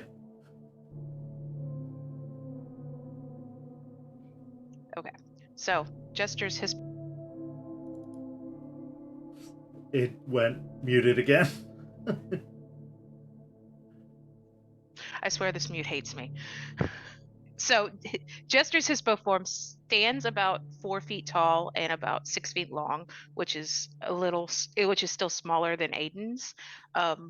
The red goes back and mixes with blacks and tan, going down more tan along her belly, but black along her back with the red mixed in.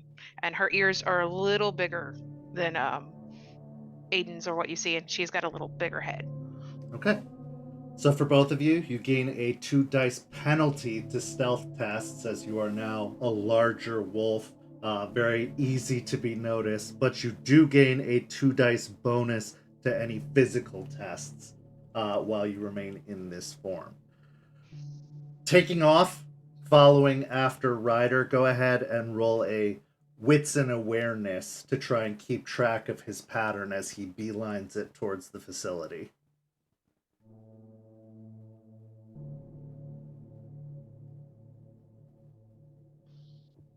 4 successes. 1 success. Okay, I'm just following Aiden. So following Aiden as best as you can, you see that the parking lot up ahead is pretty well lit, but there are large pockets of shadow.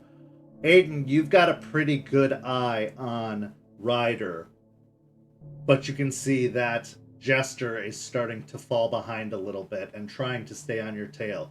Would you focus on sticking with Ryder, or would you stay back to keep Jester kind of up with you? Aiden's gonna stop, see which trajectory Ryder's on right now, and go back for Jester, and then kind of like try and sniff the area real quick, try and pick up on his scent before heading back to Jester, so that way he could follow him. He's about to lose him. Okay, so kind of turning back a little bit, making sure that you can keep Jester with you. You kind of keep a good idea of the direction that Ryder is going in, and you group back up with her and take off.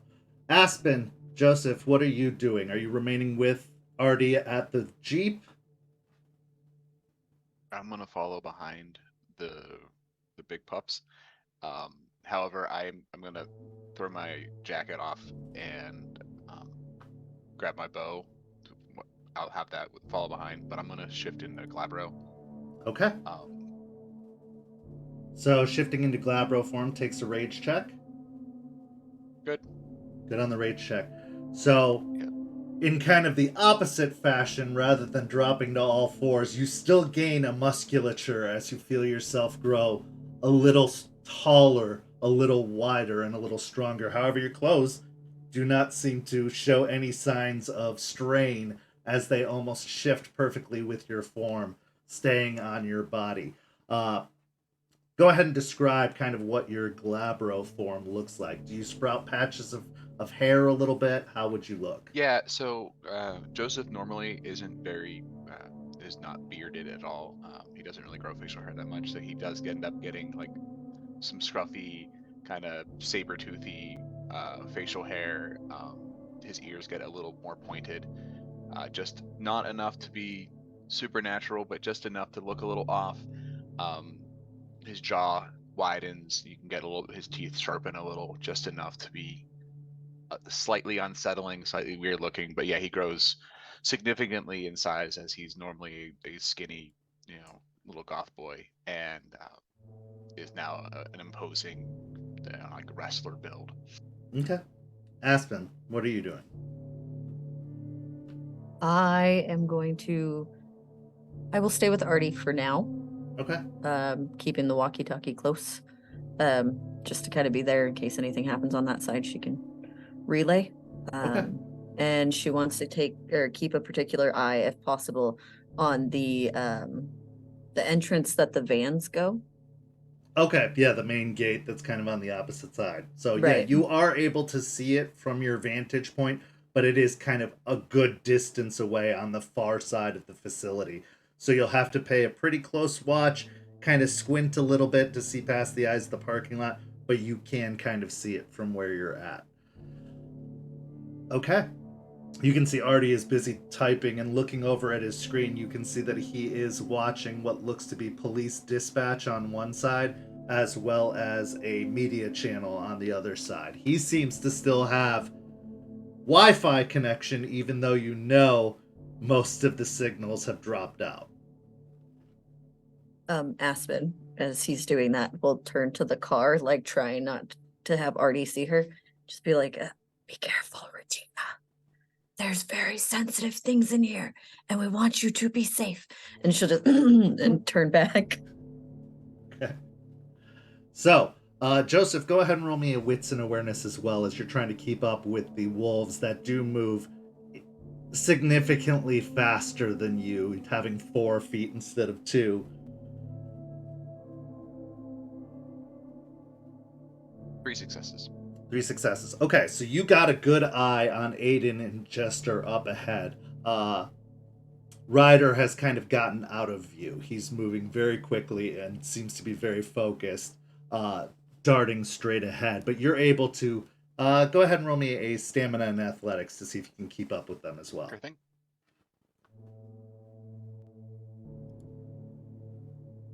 And I will say, in your Glabro form, you also gain a 2 dice bonus to physical tests and a 2 dice penalty to social tests, as you are off-putting to look at for the average human.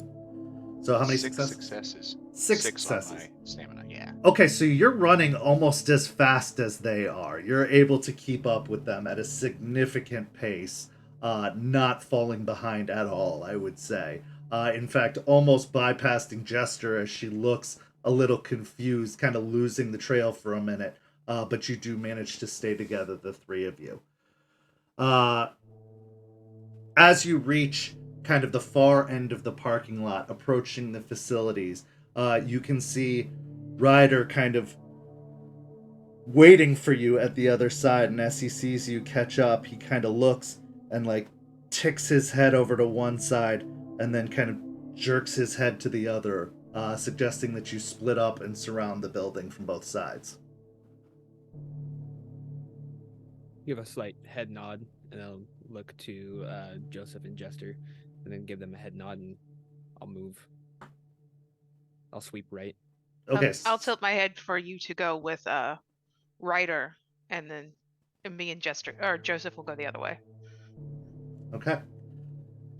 So, with the 2 dice penalty, Aiden, I'd like you to make a dexterity and stealth check as you are trying to navigate the shadows. However, I will say it'll just be a 1 dice penalty because you're using the shadows to your advantage and there aren't any people visibly within the area currently. Okay.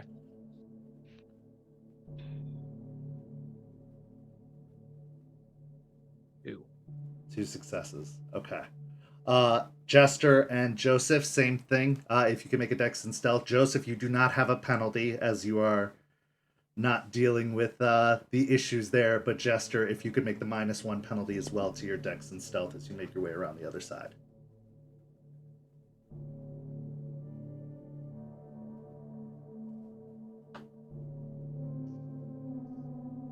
Two.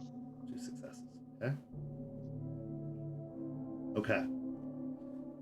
So as both groups make their way around the building, kind of making their way around the corner, you can see that there are the large kind of rolling garage doors that the vehicles come and go from, but there is also what looks to be a service doorway that is just kind of a normal door shape.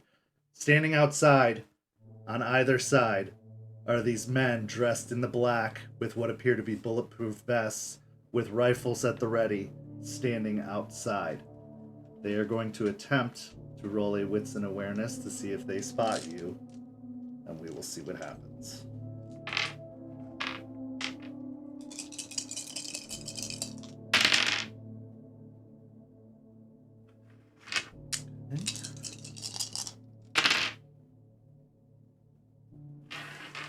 Okay. Aiden, on your side with Ryder, the guard doesn't seem to notice you. Jester and Joseph, however, on your side, the guard kind of looks over in the general direction that you're coming from around the building and says, "Hey, who's out there?" So we're going to take these scenes separately as there is a lot going on here. We'll start with Aiden and Ryder on their side. You can see Aiden, Ryder kind of like hunch his back a little bit and spread his teeth, kind of letting his jaw drop open, and you can see saliva kind of dripping from his fangs as he starts to kind of prowl his way forward towards the guard. What would you like to do? Gonna follow his lead. I'll drop down also and start making my way towards the front. Okay. As we change music and get into the action of it, you can see Ryder kind of approach, and as he gets to a certain point, go ahead and give me a wits and insight check.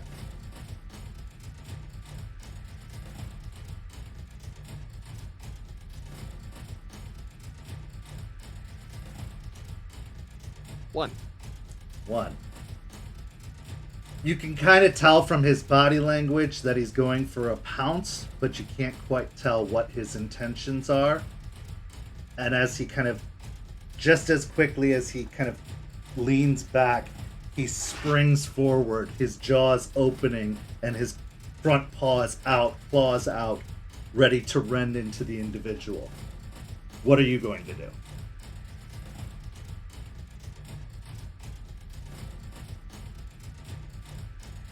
At this point, probably gonna follow suit, jump on the guard as well.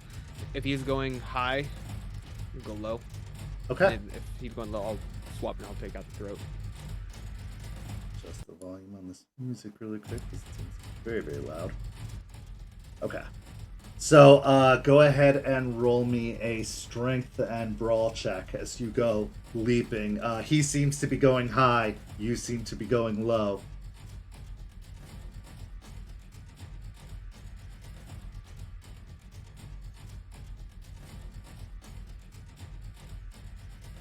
Seven. Okay, 7 successes. No problem.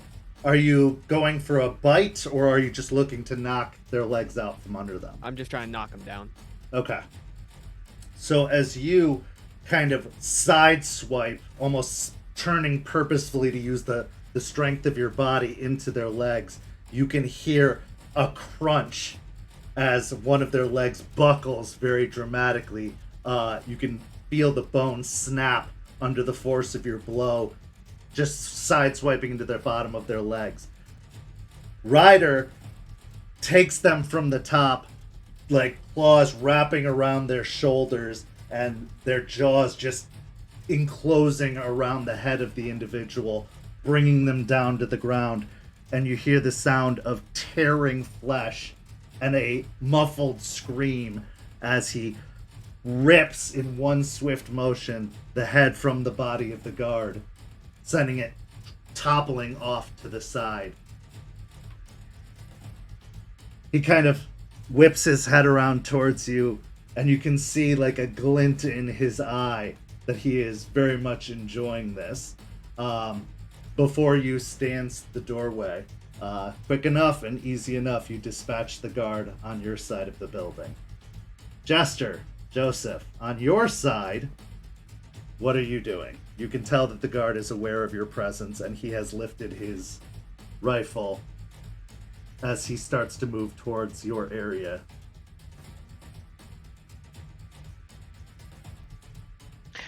Can I use performance to throw my growl?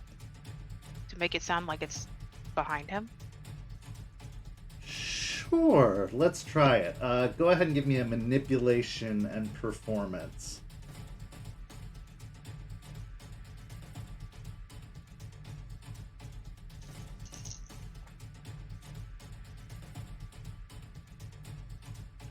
Four successes. 4 successes. Okay. Roll to oppose.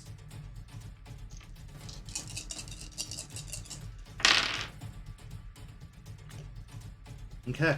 Joseph, what's your intention? Well, since this is a person who's actively engaged in the blood trade, I'm gonna put an arrow in him. Okay. Go ahead and roll me a dexterity and athletics with your specialty or no, archery to fire upon them.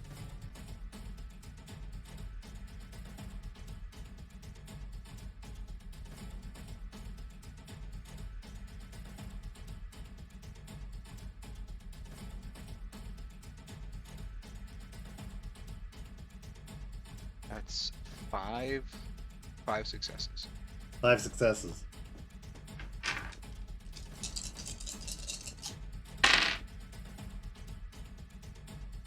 Okay. Thanks to Jester's distraction, she throws her growl, kind of allowing it to echo off of the stone building next to her, to the point that the guard does pivot to kind of look at the source of the sound, allowing you an opening to shoot your arrow and strike him directly in the shoulder. He doesn't go down, but he does let out a scream as he turns around and prepares to fire. Next round. What are your intentions? I am intending to, now that he's pivoting, to strike out at the arm holding the gun. Okay. The one that's wounded. Okay. I'm trying to make him drop the gun. Are you going to be using claws or teeth? Teeth. Okay, so go Yes. ahead and give me a strength and brawl. Joseph. Put another one in him. Okay, so you, having fired off the first arrow, immediately grab, load, and shoot again. Go ahead and give me another dexterity and athletics with archery as he fires back. I'm going to spend a willpower. Me too.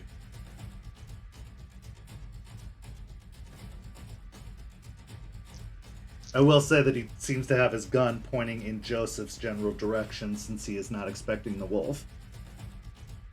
I got, I got- 6. And I got 5. Okay, 6 successes and 5 successes. He managed to get 4 successes. So the rifle rings out as Jester grabs onto his arm with a strong bite. Jester, you can feel your teeth sink into his flesh, and you can feel that the teeth themselves seem to sink so deep that they kind of scrape on the bone itself as well, just really getting a good hold, causing him to jerk his arms to the side and fire off into the sky. Joseph, your arrow also strikes through, sending him buckling and falling backwards. Third round. Jester, you've got a clamp on his arm. You can choose to maintain the clamp or release and go for a bite elsewhere. What are your intentions? I'm going to maintain the clamp, and I'm going to do the dog snap shake. Okay, so give Just me attempting. Yeah. give me another strength and brawl. Joseph.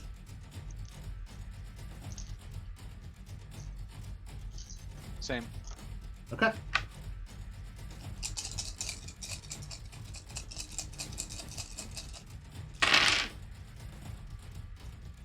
Six successes with a crit. Okay. 3 on my archery. Okay. So the man, 2 arrows sticking out of him, has at this point dropped the rifle and is trying to wrench his arm free from your grasp, Jester, but he is unable to do so as he takes another point of aggravated damage from the bite. Joseph, your arrow strikes true. Jester, with the firm grasp you've got and his opposing attempt to remove you from his, or your mouth from his arm, you manage to feel the arm start wrench and pop out of the socket. If you hold on much longer and there's any opposing strength, you might remove the arm entirely. He is barely still standing as he is kind of screaming out from the other side of the building, but nobody seems to be answering as his backup was dispatched on the opposite side. Last round. What are your intentions? I'm into it. This is apparently a dude that gets involved with people who basically worse than slavery. So I'm just gonna bite deeper. Okay, so you want to? Are you going to remove the arm at this point? Yes, I'm Okay. ripping the arm off. Okay, so strength and brawl, Joseph. I think Jester has this. I'm gonna start walking forward to pull my arrows out. Okay, 3 successes. 3 successes. He is not doing well. Let's see how he does. The sound of ripping and tearing flesh as you remove the arm completely from the side of his body. That warm, hot blood just filling your jaw and mouth, covering your muzzle as he lets out one final scream, and the removal of his arm sends him collapsing to the ground, falling silent. Okay. Joseph, you go and yank the arrows out of the side of this particular individual. Go ahead and give me a wits and medicine or wits and insight. I'll drop the arm on the body.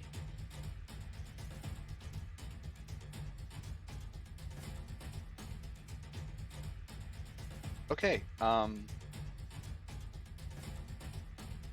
So remind me again, what,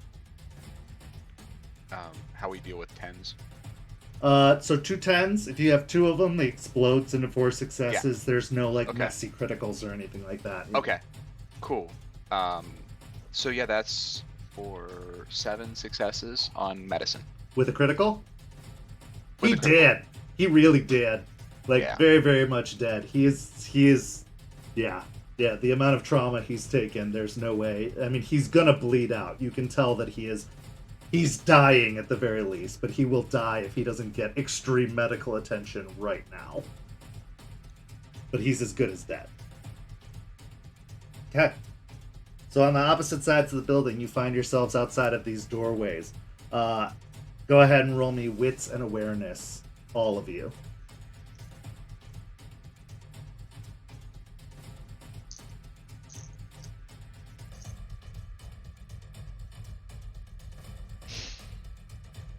Okay, so Aiden and Joseph, Jester, you are too busy just kind of enjoying the individual that you have completely removed the arm of. Aiden and Joseph, you do notice that there are little keypad boxes on the side of the doorway. It looks like there is a code that needs to be punched in for the door to be unlocked. Aiden will kind of like in his Hispo form, like point at the boxes. Ryder snorts, then backs up several feet away from the door, and then bull rushes it as hard as he can, throwing himself against the door.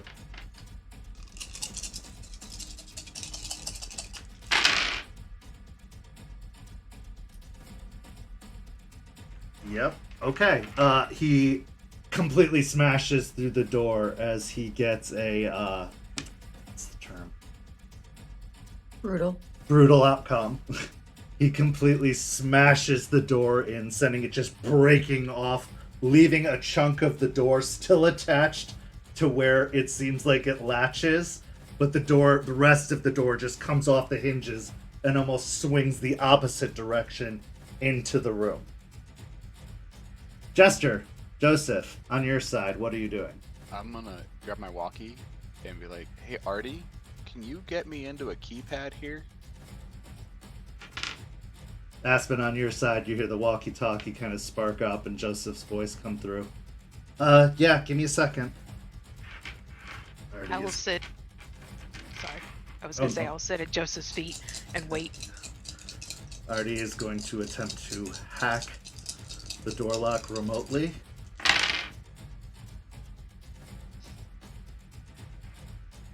Four successes. So you see him type rapidly on the keyboard, and you can see several kind of windows pop up, including one for this particular facility.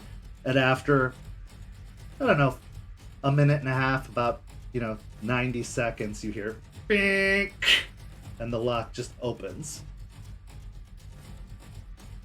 Opening the doorway. Almost simultaneously, both doors open. One breaks down, the other opens, and you can see the light streaming in from the parking lot into what looks to be a fairly dark garage. There are a couple of halogen kind of service lights on, and you can see that there are several of these vehicles parked. Aiden, you know that the bay doors right next to where you came in, the parking spots there are empty, meant for these white vans that arrive and show up. But further into the garage, it looks like there are several service trucks that are parked and waiting, except for a couple of spots that you know are the service vehicles that were sent out to answer the outage issues that were happening. Aspen, from your vantage point as you're keeping an eye on the gate up ahead, go ahead and roll me a wits and awareness.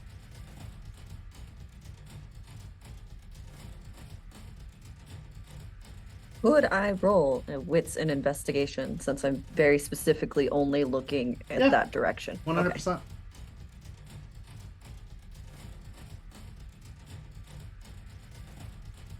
3. 3 successes.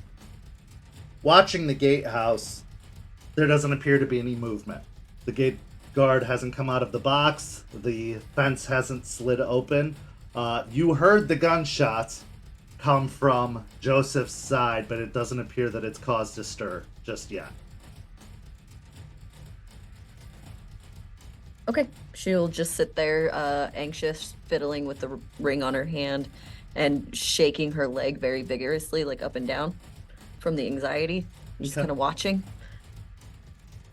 Okay, so both groups enter into the garage at the same time. Joseph and Jester kind of looking across to the opposite side of the garage. You see that there are remnants of a door hanging off the wrong side of the hinges. And you can see Ryder is kind of prowled on all four in the open doorway with Aiden kind of nearby behind him. Looking ahead, it looks like there are double doors that lead into the building itself off of the garage, and then there is the rest of the garage itself heading the other way. What would you like to do?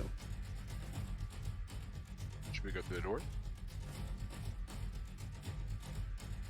Aiden will kind of like give a slight nod. Okay. So moving up to the double doors, you see that they are unlocked.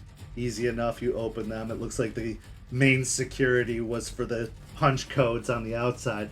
But opening up the double doors, you see what looks to be a long hallway, fairly well lit. But there doesn't seem to be anyone in the hallway. However, it does seem that it goes down and that there are several doors on either side of the hallway. Ryder enters into the hallway first and just starts making his way down towards the far end of the hallway, kind of bypassing the doors as he goes past them. I'm sniffing the doors as I go past them. All right, go ahead and roll me a wits and investigation. What are you looking for specifically? Smells of people being held, like captive. Okay. Because I know I'll smell probably a lot of people that work here, but I'm looking for like that beer sweat smell. Yeah, I didn't make anything. Okay. So as you're kind of sniffing under the doorways, you don't seem to be picking up a scent of anything. Aiden, what are you doing? He'll look back towards Joseph and Jester, and then look back to Ryder that is just like taking off, and just kind of look back to them, and then start following Ryder.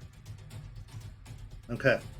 So following Ryder, you get to the end of the hallway where you see a staircase that seems to lead up to a second level of the facility, and another set of double doors that seem to pass through. Ryder kind of looks at you, then looks up the stairs, but then he seems to be primarily facing and focusing towards the double doors.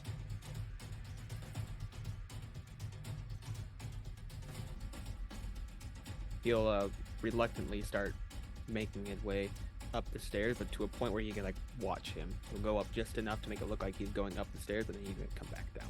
Okay. Go ahead and roll me a wits and subterfuge to see if you can kind of shake or convince Ryder that you're doing as instructed. 3. 3 successes.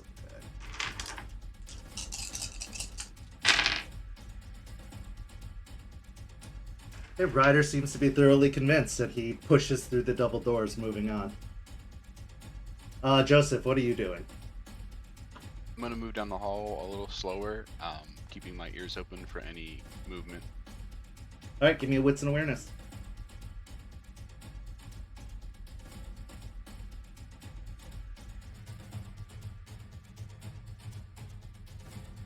Five. Okay, so as you're making your way along, watching, kind of listening by the doors as you pass them, Jester kind of sniffing at the doors next on the opposite side of the hallway, you do hear what appears to be music coming from one of the doors, probably a local radio station playing from beyond the doorway, the muffled sounds kind of coming through the doorway.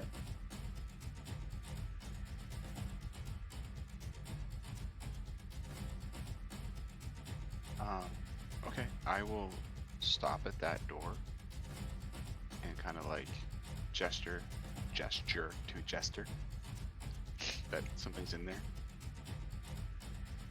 there.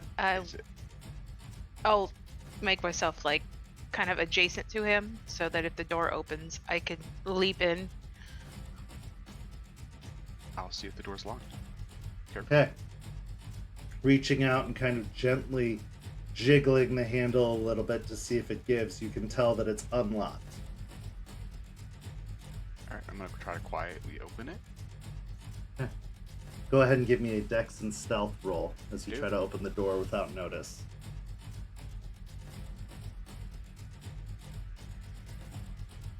Four successes. 4 successes. So jiggling the handle, turning it ever so slightly and pushing the door open. You can tell that there's light in the room beyond, even from the initial crack of the doorway. But as you kind of gently push it open the rest of the way, you can see that this appears to be a driver break room, where there is a refrigerator off to one side, a sink, as well as several lockers kind of lining the wall nearby. Inside, you find 2 men who seem to be unaware of your presence at the moment, playing cards at a card table off nearby. They do, however, appear to be wearing Duke uniforms.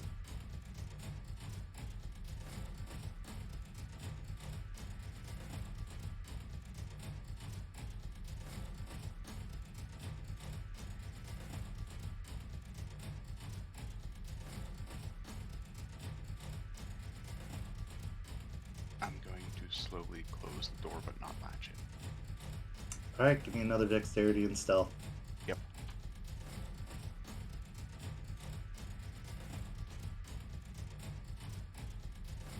Three. 3 successes. Okay.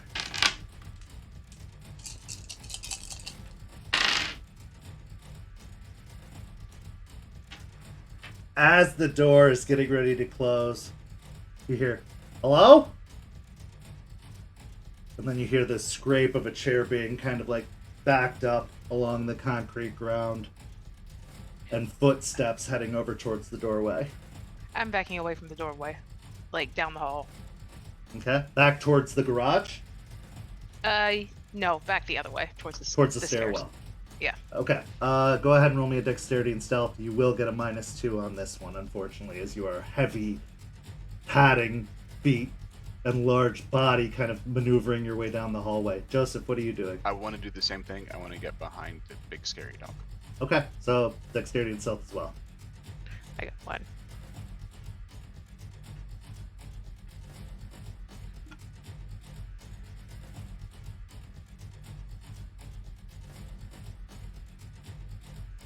Four successes. Okay, so Joseph, no problem. You get kind of using Jester as cover. You get further down the hallway towards the end where the double doors in the stairwell are. But Jester, you see the door swing open and the guy go, hello? And as he peeks his head out, he obviously sees you and goes, what the fuck? I'm running up Uh, the stairs. running up the stairs? Okay. Yeah. So, cutting back to Aiden. Aiden, you saw Ryder go through the double doors, and you see Joseph and Jester making their way down the hallway. He's going to come down the stairs to regroup up with them. Okay. I'll swing my head down the stairs.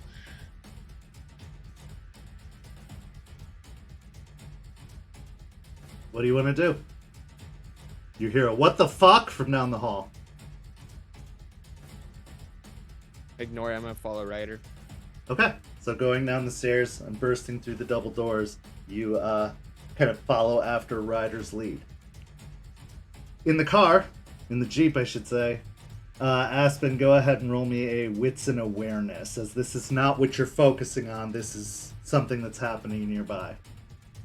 I'm gonna burn a willpower. Okay.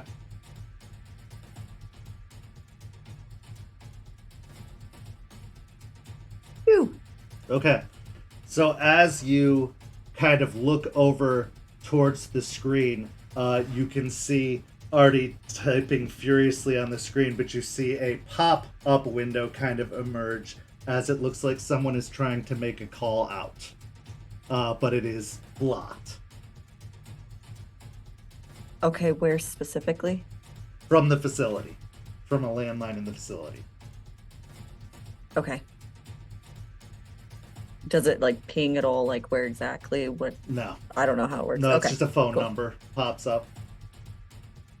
And it has the Duke Energy kind of like caller ID.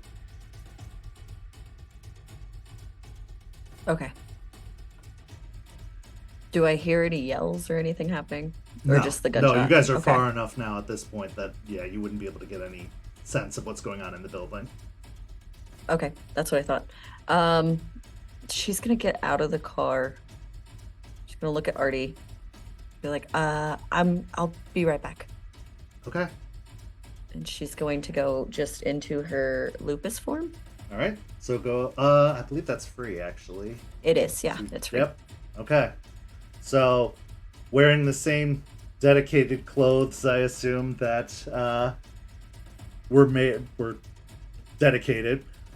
You drop to all fours, the whitish blonde fur kind of spreading over your form. Your senses growing a lot sharper as you kind of can see through more of the darkness a little bit better than you could before as you drop onto all four. Where are you headed? He is headed in the direction that Jester and Joseph went. Okay. Jester and Joseph, what are you doing? This guy has spotted you, and he seems terrified as you hear the door slam again shut. Oh, the door slams shut. I am going to look around for something to jam the door. Okay, go ahead and give me a wits and awareness. Cool.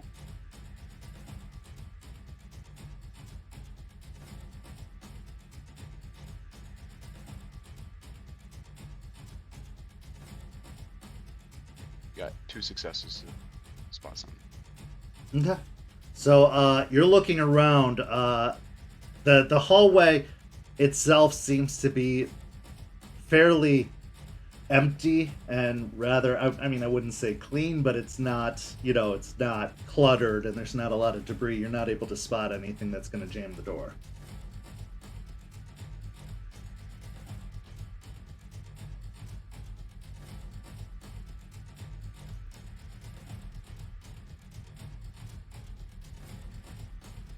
While he's looking, I will go up to the door, put my mouth around the handle, and just jerk it so it doesn't actually just rip off, but just kind of breaks to try to jam the door. Okay, give me a strength and athletics as you try to grab it with your jaws and twist, at least so the handle breaks enough that the lock won't function.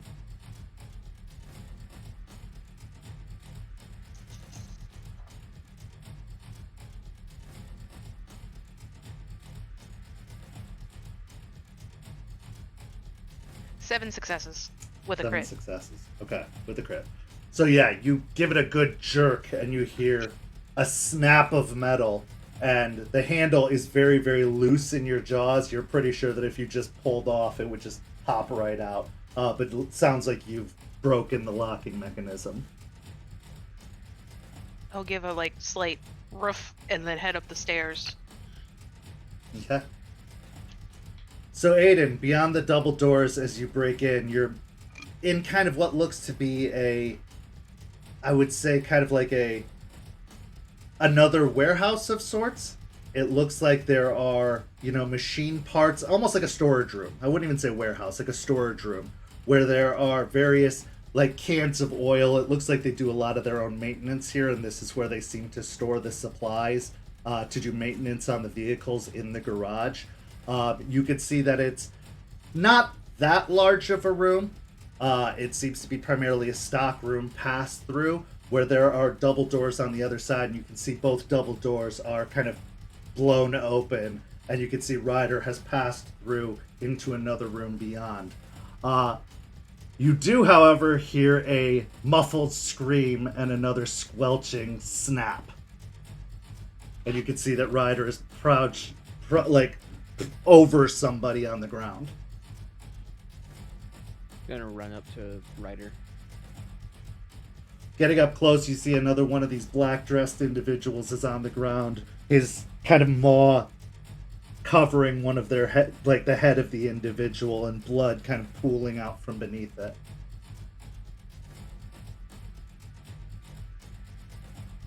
He'll wait for Ryder to finish, and then when he's finally let go of the individual, he'll look to him, and then he'll look back and up, and then back to him. He kind of lets go of the head and looks over at you and kind of shakes his head slowly and kind of jerks ahead. And you see that on the opposite side of this room looks to be another staircase. However, this staircase seems to go up and down. And he starts kind of prowling over and going down the staircase.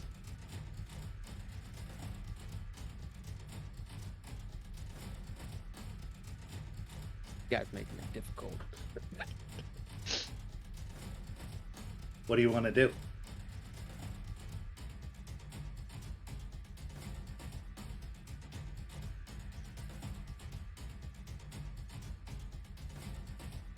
I will,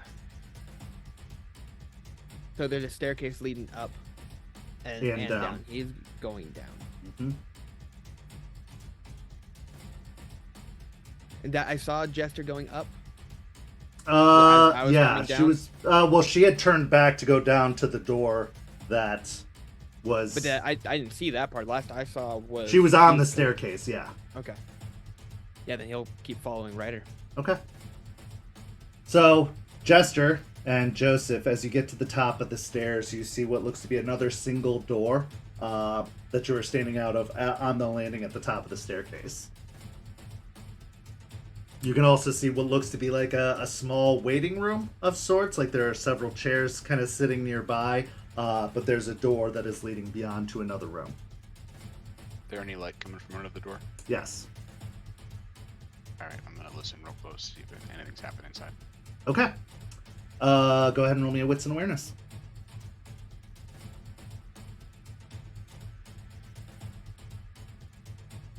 spend a willpower. I got 3 successes. You can hear muffled voices coming from the other side.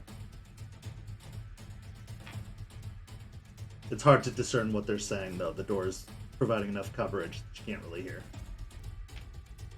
I'm gonna attempt to smell beyond the door. Okay. Yeah, so what's an investigation for you?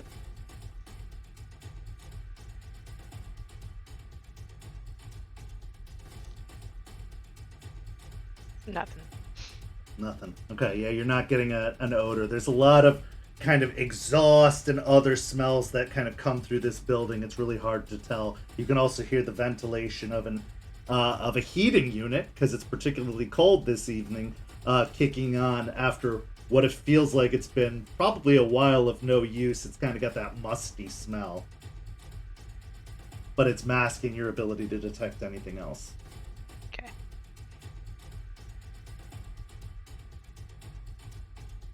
What do you want to do?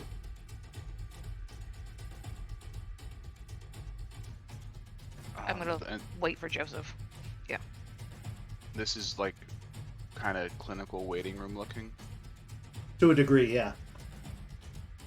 You can see kind of like a long kind of coffee table with several magazines out on it.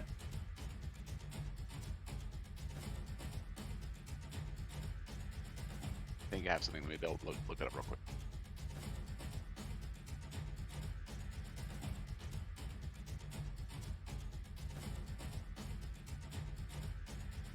All right, I would like to use my Ghost Council gift. Okay. All right, and what does that do?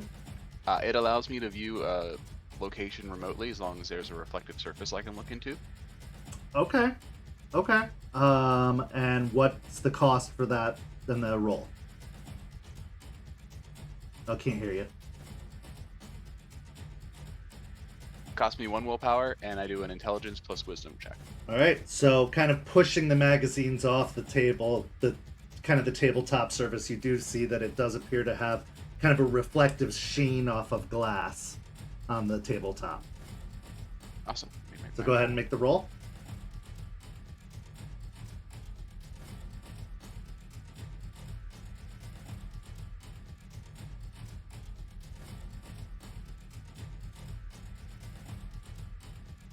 Okay, so I got 2 successes.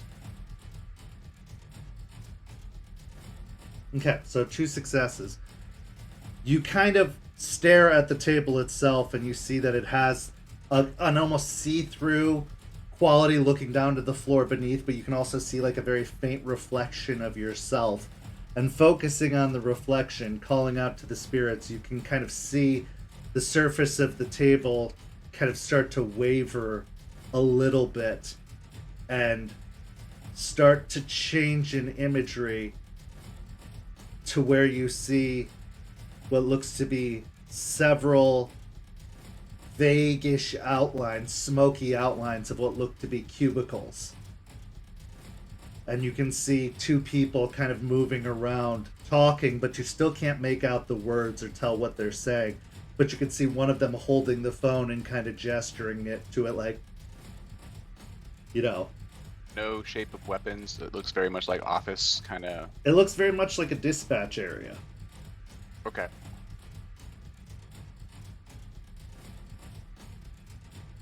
Alright, they may not be completely in the know, unlike the guards.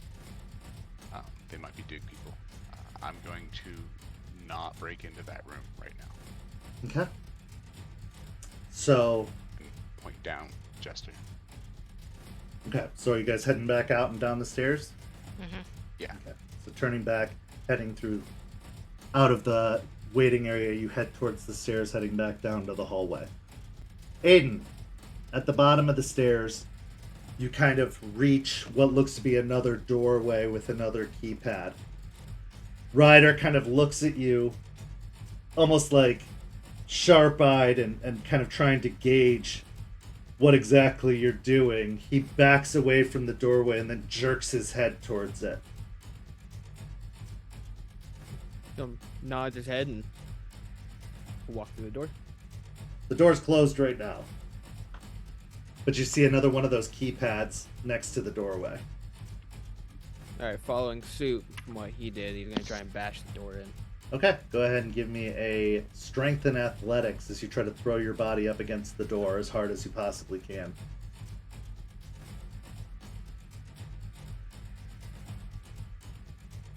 6. 6 successes. You back up on all fours, kind of ready yourself, shaking out a little bit, making sure your muscles are good and loose before you give a charging run towards it, throwing your body up against the wall or against the door, your muscles tensing upon the impact, and it just bang and rattles and then just drops as the door breaks off of the hinges and drops down. You don't shatter the doorway like he did, but you do manage to break it off enough to cause it to kind of cave in a little bit and drop to the ground.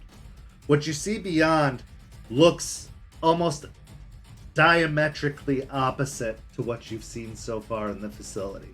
Whereas everything has been a lot of stone and concrete and like painted walls, this is almost clinical. The floors are tiled, and there seems to be, off to the right-hand side, a large steel kind of almost paneled wall with a large steel freezer door attached, like a walk-in freezer. You know, like the kind you'd see in the back of a restaurant where they've got the steel walls kind of surrounding the door to help keep it insulated, but that large latch-handled doorway that you can kind of pull open to open the freezer door, and you see a little gauge on it that says the temperature, which right now is 28 degrees. Aiden will look down at the door back to him, give a kind of little snort, and then make his way into the room towards the freezer. You also see that on the opposite wall from the door you entered is a double swinging doors. There's no latches on this, and you can see that there are little light windows from beyond. Okay. He's gonna go check out the freezer. Okay. So approaching the freezer door, you kind of are about the size right now that your maw is equal to the handle, that you can kind of just grab it and yank it to open it if you wanted to. Yeah, I'll give it a shot. Okay. Closing your teeth around the door handle, you yank, and it takes a couple of tries. It kind of moves at an awkward angle that you have to twist your body to kind of pull it open. But eventually you do. It's not very difficult to eventually navigate it, that you pull it open. And as you do, you feel that cold rush, like when you open a freezer, of the cold air kind of pouring out on you. For a moment, it's very reminiscent of home during the winter, during the deep cold, that kind of northern wind rushes over you. And for a moment, you think back to home. You think back to running through the cold, frigid mountains. And you think back to your brother.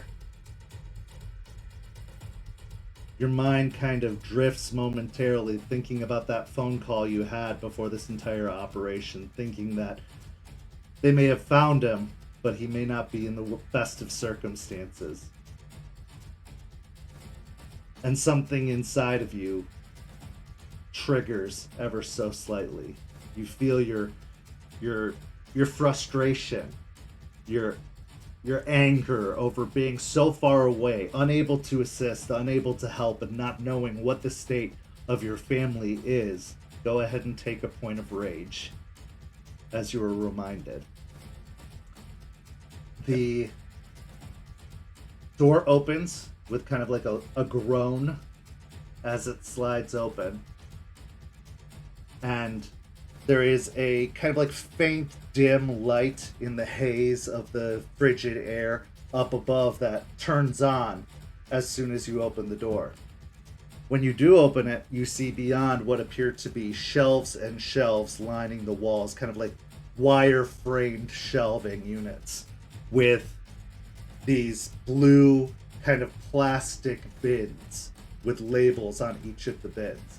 And stacked in those bins in long lines appear to be blood bags, sealed blood bags that are kind of like filed carefully along either side. But that's not the only thing. On the far back wall of the freezer, kind of like wrapped up in what appears to be almost like a clinical white cloth, you see a body has been placed in the back of the freezer along the wall. It looks to be wrapped head to toe completely.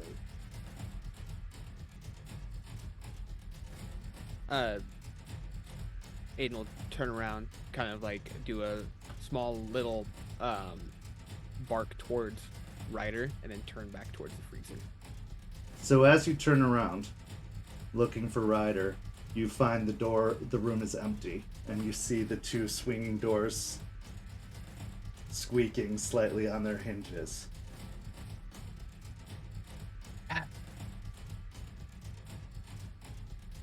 We'll go check the body real quick and see what's going on with it. Okay. So as you kind of cautiously approach, you feel the sting of frozen metal touching the bottom of your pads of your feet as you step into the freezer itself, approaching. You can see that there appear to be dozens of these containers lining either wiring shelf on either side. But as you approach, you can see that this white cloth has been kind of rolled up. This body's been rolled up in this white cloth, and there appears to be rope tying it all the way around, keeping the cloth encapsulating the individual. You kind of go up and start to investigate. What are you trying to find out? Trying to see how long it's been there, like if it's still has some type of warmth coming off of it, any sense, or if the cold has just eliminated all of that. Go ahead and roll me a wits and investigation.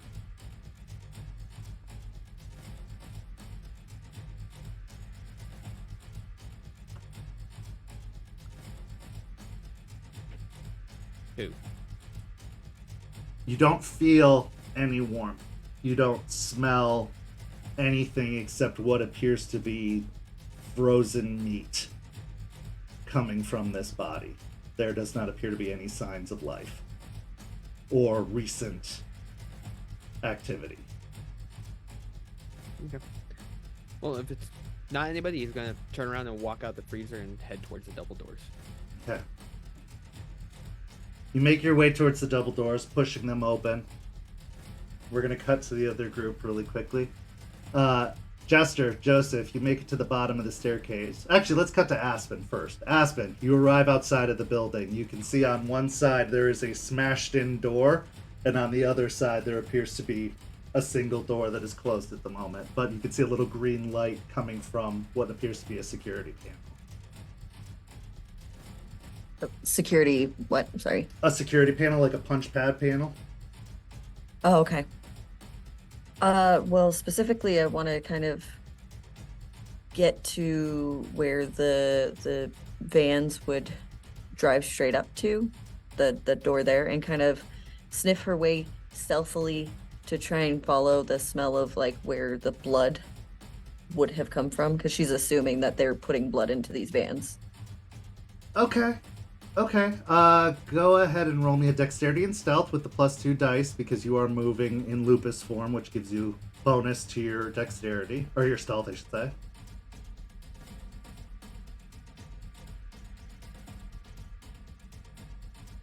Three. Okay, so you are easily making your way kind of along. Now roll me a wits and investigation.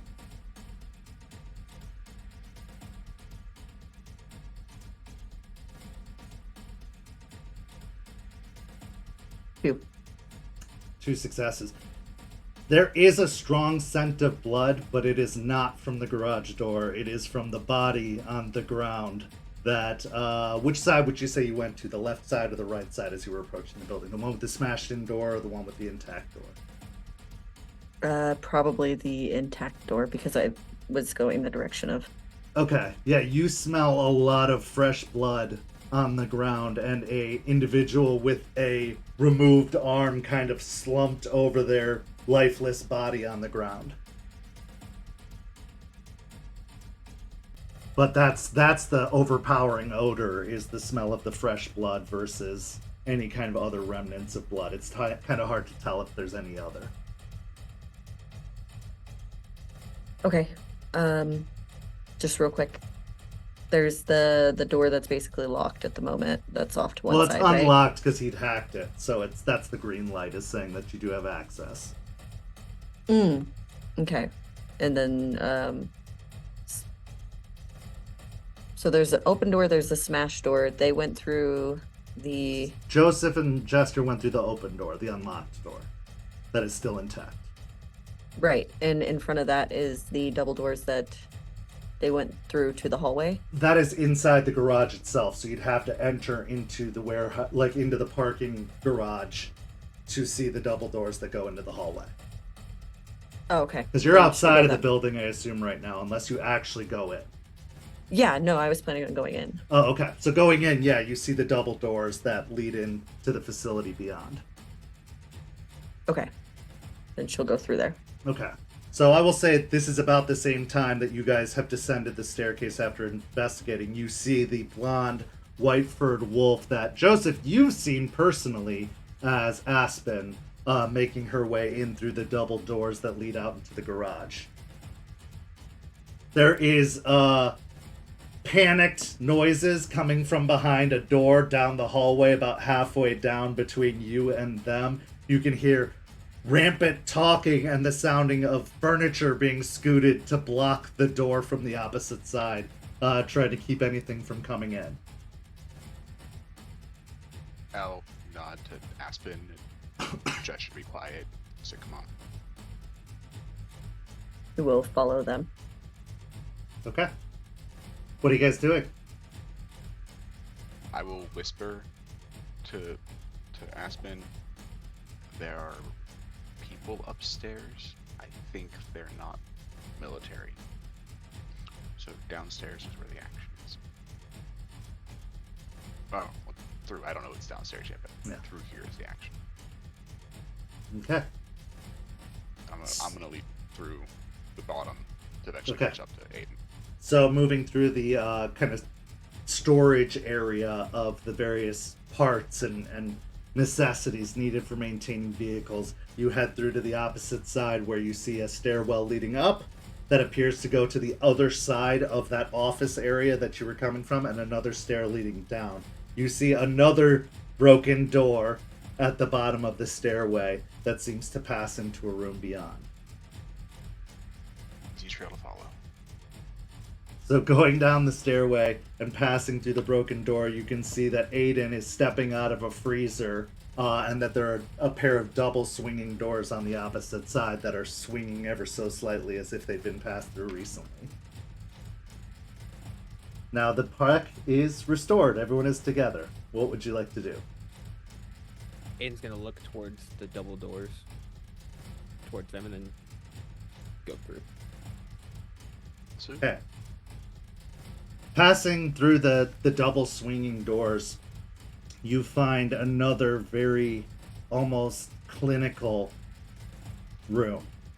It is a long rectangular room where there appear to be gurneys set up on either side of the room lining the walls. There appear to be about 20 of these gurneys, 10 on either side. In all of the beds, you find people laid out, completely unconscious.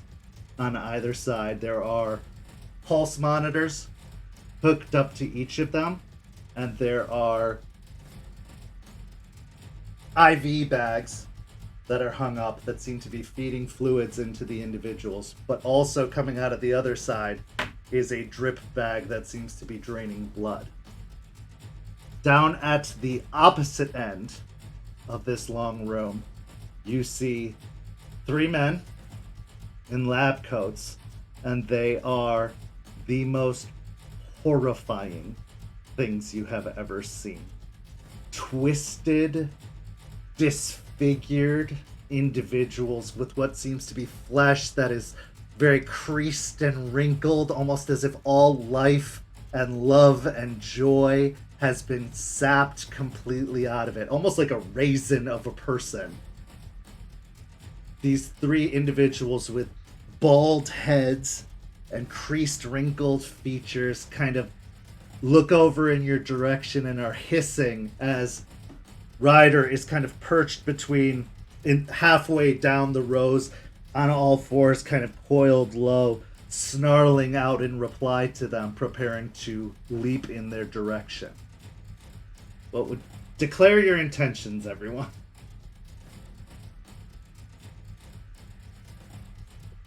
Going to see that Ryder's kind of getting ready to be go into an attack.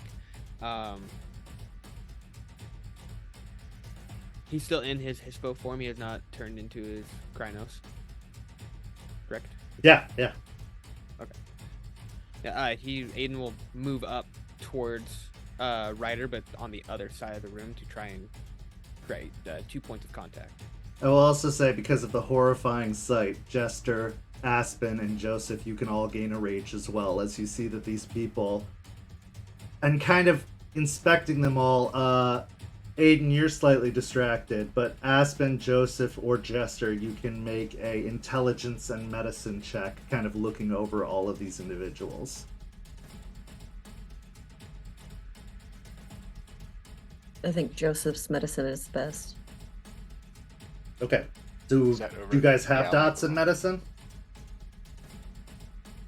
Okay, so Joseph, you're the only one who can make a roll on this. No assistance.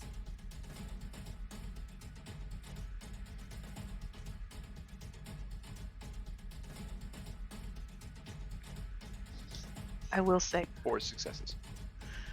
that Jester most likely will take a look at all of the people who are being abused in this room, growl, and I will switch to Krynos.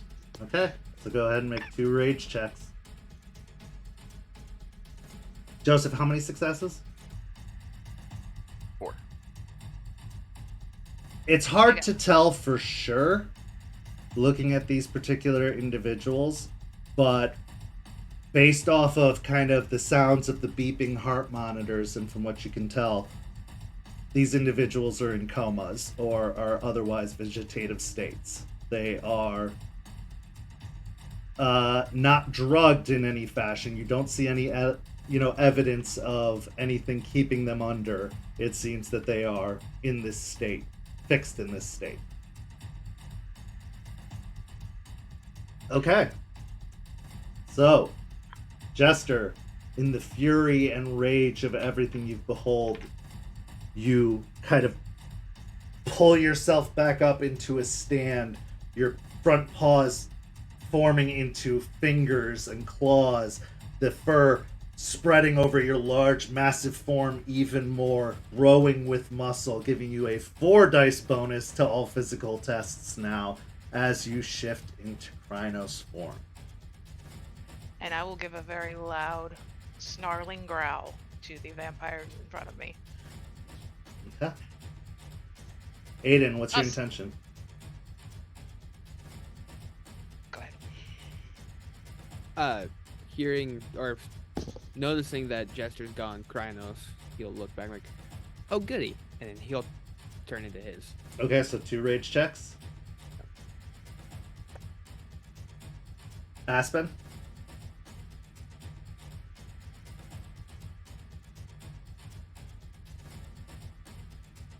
She will shift into Hispo from her lupus. And she will kind of keep to the back, not really making any moves, more interested in the people, making sure they're okay. Okay. You know, not knowing that they're completely vegetative. But kind of letting everybody take point on the attacking thing. Okay, so go ahead and roll me your 1 rage check. And Joseph, are you going to do any shifting at the moment? No shifting. I'm going to stay in Hispo. My Okay. intention is to stake a vampire. Okay. So, following all of your lead, Ryder also shifts into Krynos form and immediately rushes forward, attempting to engage the vampires at the end of the room. Almost immediately, 2 of the vampires dive beneath what appears to be desks, and vanish out of sight. But the other one pulls up from beneath the desk what appears to be a shotgun and goes to fire a blast. Everyone who is in Krynos and attacking, go ahead and make strength and brawl checks as you leap forward into the fray. Aspen, you are attempting to check on the individuals. How would you go about doing that? Just kind of like investigating. She's not so good on like the medicine, but like academics based off of like knowledge that she has, like kind of what's going on there. Because they probably have vitals on them too to make sure they don't die. Those kind of things. Okay. Go ahead and roll me a... Let's go with wits and insight for you, since you don't have the medical knowledge necessary to be able to tell.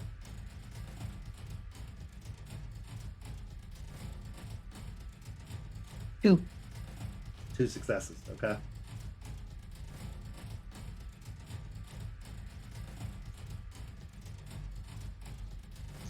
And Joseph, what are you doing? I'm gonna fire an arrow at the one still standing. Okay. So go ahead and roll me your dexterity and athletics. However, I will say we have 3 werewolves in Krynos moving forward. You are having a blocked view, so you will take a -2 dice penalty to your attempt to shoot an arrow. Okay. Because you also have to consider the patients not hitting them that are between you and the doctor. Yeah. I want to try and... That's gonna be too small. Never mind. Yeah, I'll just go arrow.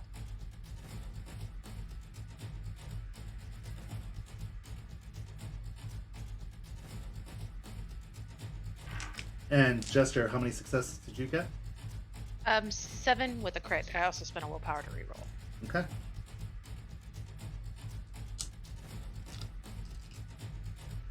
And okay, so 3 successes, Joseph. Okay. And Aspen, you got 2 on your insight. As far as you can tell, these individuals are alive, but you can't tell what is keeping them unconscious at the moment. Vampire's gonna blast off a shotgun round.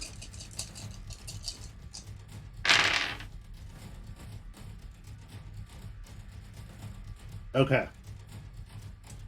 So, moving forward, Aiden and Jester, are you using bites or claws on this particular individual? I was going for a swipe, so claws.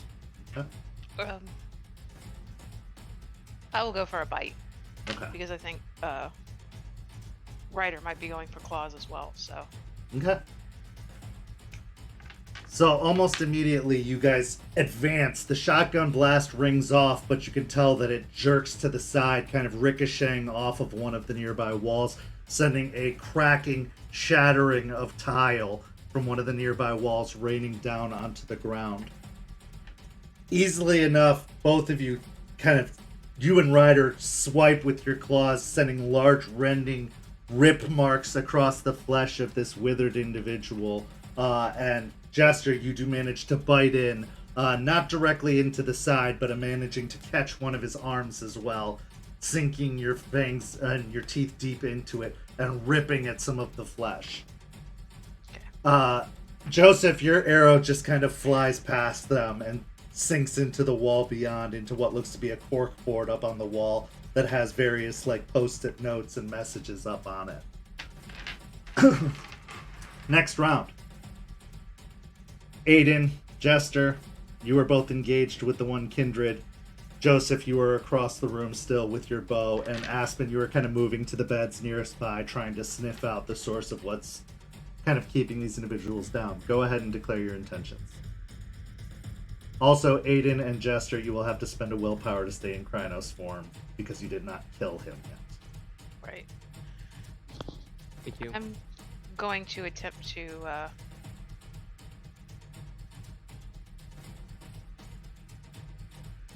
I'm going to attempt to rip his arm off. Okay. So again, don't forget to add your 4 dice bonus to your physical tests, because you are both in Krynos form. Aspen, what are your intentions? Well, that depends. Did we see the other 2 vanish? You have not seen them reemerge from beneath the desks. Okay. Then she will kind of move her way away from the beds back towards like the doors and kind of see if she can peek around these guys and stay closer to the doors. So you want to block the doorways, the double swinging doorways, from anybody kind of exiting out. You're taking up a position kind of blocking that door. Right. Okay.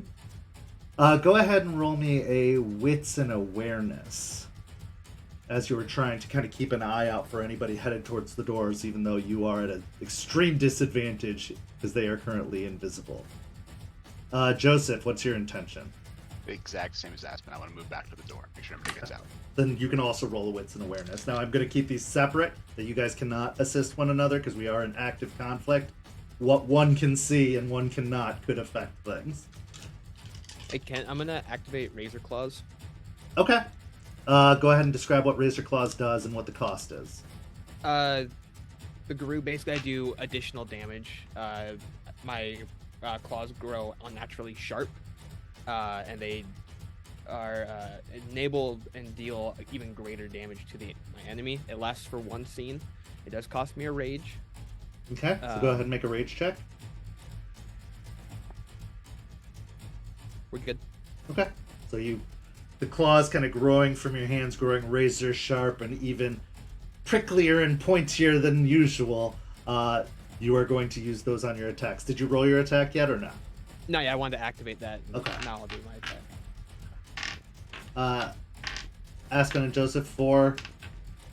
I have 3 if my my willpower rolls over. Yeah. Yep. Okay. Yeah. 9 on a crit. 9 on a crit. Jester, 4. 4. Okay.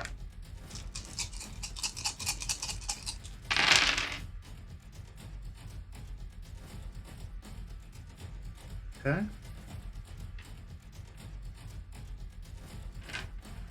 All right, so Jester, he's able to kind of wrench his arm free from you with almost like a supernatural strength. You feel your jaws strain, attempting to manage to keep the lock on, but he manages to rip his arm free. Aiden, you go in with your claws, attempting to rend him.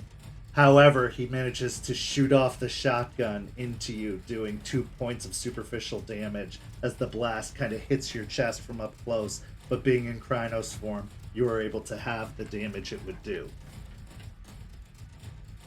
Joseph and Aspen, as you are kind of waiting by the doorway, sentiently trying to watch, trying to make sure that there's no other activity.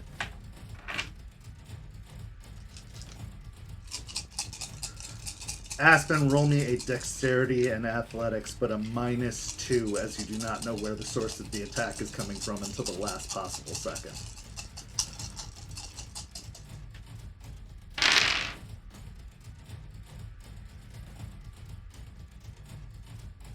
If I have a -2, then I have no dice, so it doesn't matter. 1 dice. You can roll 1 dice. Oh, minimum. then 1. 1 success? Okay. Yeah. So, you're not able quite quickly enough to get out of the way as a scalpel comes flinging from across the room and sticks into you, doing 1 point of superficial damage as the blade kind of embeds itself into your flesh. Joseph, nothing happens to you, but you do almost immediately detect the source of the individual who threw it, who appears to have either leapt over or crawled under some of the gurneys and appears halfway down the room between the action happening at the other end, where 3 werewolves are mauling the ever-loving shit out of a Nosferatu, and you.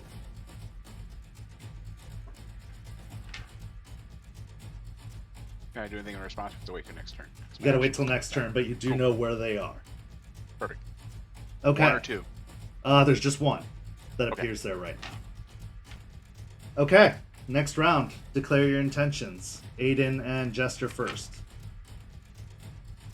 Rinse and repeat, but this time I'm going for the head. I'm tired of this dude. Now I'm pissed. I got shot. Okay. Jester. Did Aspen cry out when she got hit? She probably would have let out a little bit of a yelp. I mean, getting an unexpected stab with a scalpel doesn't feel very nice. Okay, I'm gonna actually turn my attention and search for one of the other two. Okay.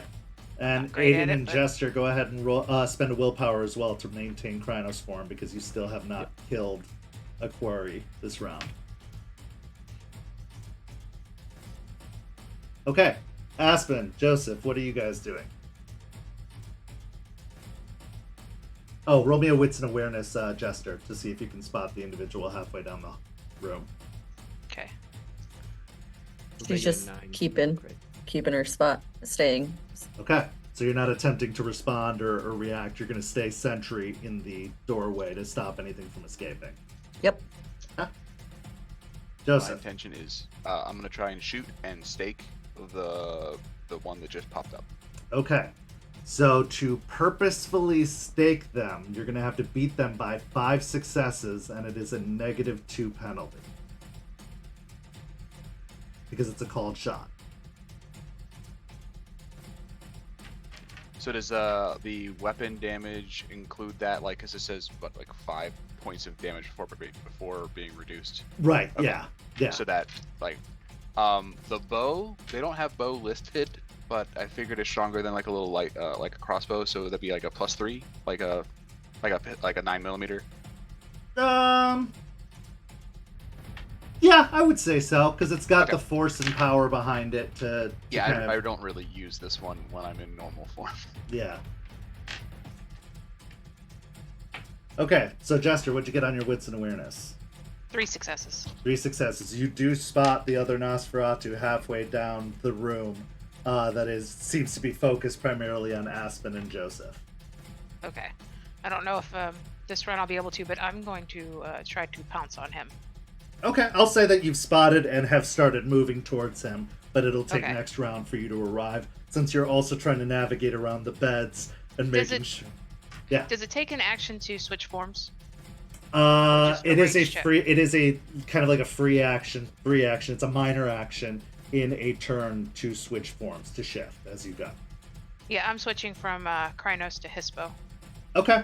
So that would be 1 rage check again. However, you will be at a -2 next round on any actions you take, because the transition does take a toll on your body. Okay. Okay. So let's resolve these in parts. Aiden, what did you get on your strength and brawl? 9 regular, no crits. Okay. He got 3, so you beat him by 6, meaning that you... Are you using your claws? Yep.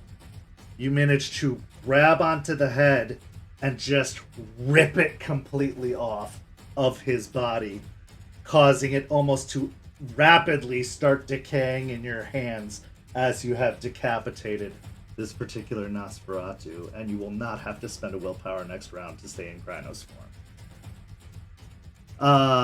At the same time, Ryder is tearing the individual's arms off from behind, but sees you go for the head and kind of like lets out a roar of triumph at the removal of this particular leech.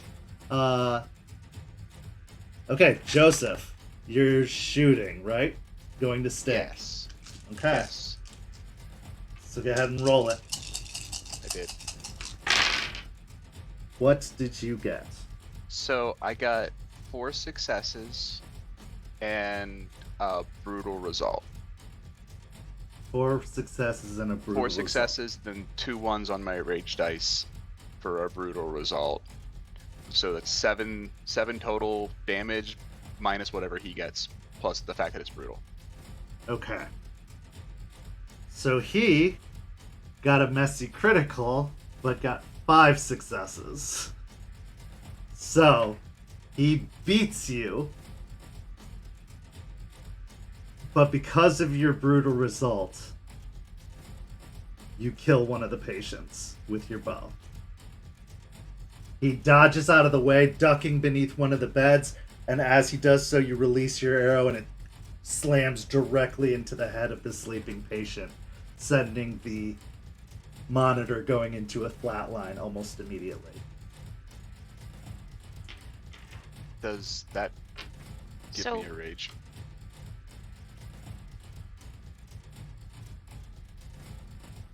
I will say it gives you a point of Hoglosk Okay, that's fair. rather Just- than a rage. Just for clarification, you said it gives +4 successes to damage, or is it just 4 successes? Plus to 4 roll? dice to your roll. I thought it says +4 successes on the thing I have, but Plus 4 successes? yeah, the brutal result, the brutal outcome. Oh, that's that. Yeah, he still got the critical from it. Oh, Right. yeah. On a damaging one, it does, but it's since this is a ranged attack, not a brawling, breaking things attack. I don't kind of give it that bonus. If he were punching someone, absolutely, or rending someone, absolutely. But because what he's doing requires accuracy and like Finesse. deftness, it's not really something that's going to be as open to that kind of result. So if you were Okay. hitting someone with a weapon or doing something like that, absolutely. But I guess I would say that the brutal went to killing the patient instantly rather than just wounding them. That's kind of what happened in that regard. Now Okay. Does that make sense? Yeah. Okay. You can't shoot harder.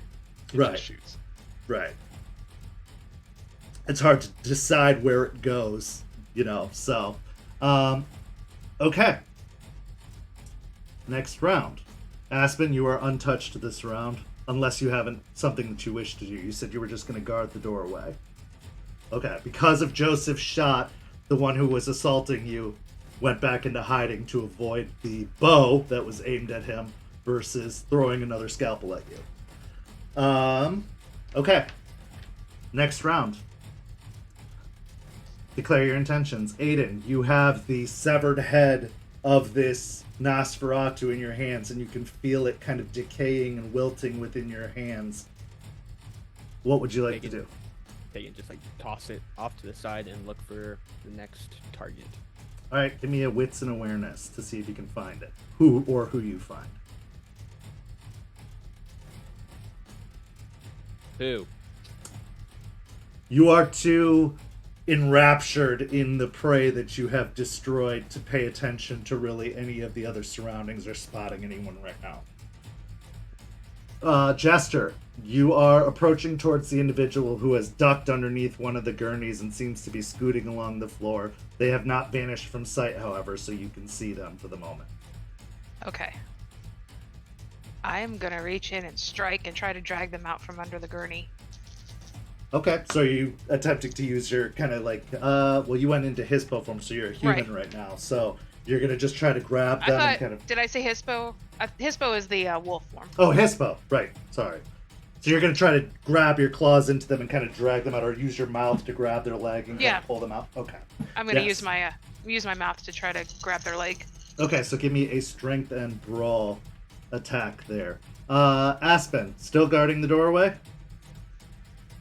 Yes, sir. I'm looking to see if I could see the third one anywhere. Okay, give me another wits and awareness.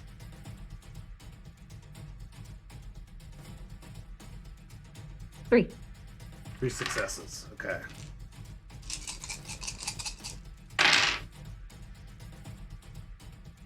Okay. Joseph. I'm gonna stand and try to scan the room and find another one. Wits and awareness. I got 7 successes with a crit. All right. 3 successes. So both Aspen and Joseph at the same time, the gurney closest to the door gets thrown in your direction with the person on it being flung towards you. Go ahead and make a dexterity and athletics to dodge it, or a strength and athletics to catch it. Okay, so Aiden, you were too busy delighting in your kill to really notice what's happening this round, so you are just chucking the body to the side and kind of trying to turn around in your ravenous state. Jester, you do manage to sink your claws or your fangs into it and start dragging this Nosferatu out from underneath, who lets out a scream of dried, cracky-throated agony as your teeth have sunk in. Well, you're used to the taste of fresh living things in your fangs. This tastes dry and brittle and almost decayed and disgusting in your mouth. I would like you to make a stamina and composure check based off of the disgusting taste in your mouth. So Aspen and Joseph, what are you doing as this gurney ant body comes flying towards you? I rolled a strength and athletics, which gives me 2 dice, and I rolled a 1. You rolled 1 success. Okay? I got Joseph. Strength and athletics as well. I got 2 successes after spending willpower. Okay. So, the gurney smashes into both of you, body and all, just smashing into you, sending you reeling backwards. From the strength of the throw of the gurney, it felt like a rocket being launched at you. Both of you take 3 superficial damage as the gurney smashes into you and sends you flying back into the wall beyond. The Nosferatu who had thrown it taking shape right by that last gurney close to the door, preparing to make a run through the door. Okay, Jester, you managed to sink your fangs in, pull back the Nosferatu out from underneath the gurneys. You can feel that fetid, disgusting, rotting taste in your mouth, but you do manage to maintain enough composure to keep your fangs locked on its leg as it is trying to desperately claw and scrape its way away from you, trying to kick its foot back, but to no avail as you have significantly damaged the leg of this particular Nos. Okay, next round, and probably our final round. Declare your intentions. I'm gonna kill the dude who threw the gurney. Okay, so you want to move all the way across the room to try and get after the guy who threw the gurney. Yep. Okay. I will let you attempt it, but this, if you, okay, you've got 2 options. One, you can try to make your way past all the bodies, like trying to jump over them or like run down the walkway between them, which will be a dex and athletics on your attack, as you are focused more on not injuring the innocent people. Or you can do a strength and athletics and bowl straight through them with reckless regard for what happens to any of the unconscious individuals. Okay, fair point. Instead, can I use lacerating wind, and that will make him slow and sluggish, so it has a 2 dice penalty to any movements that he wants to do. Yes, you can. So go ahead and describe that ability and what the pool is for it. You did describe the ability, but describe how it takes shape as you summon the spirits to do it. Basically, Aiden will take his large talons that have razor claws on him, and he's going to basically ball up the north wind in a sense and hurl it across the floor over to where he's at, and everyone within 20 meters of that individual will take a 2 dice penalty for any movement that they want to do. So that's everyone. Fireball. Is there a roll for this?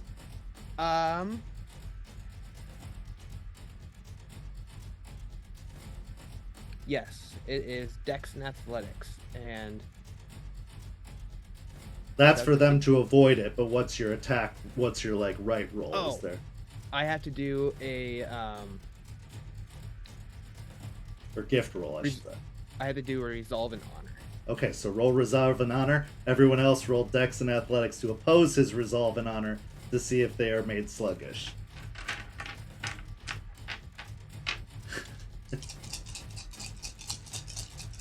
That is 5 successes.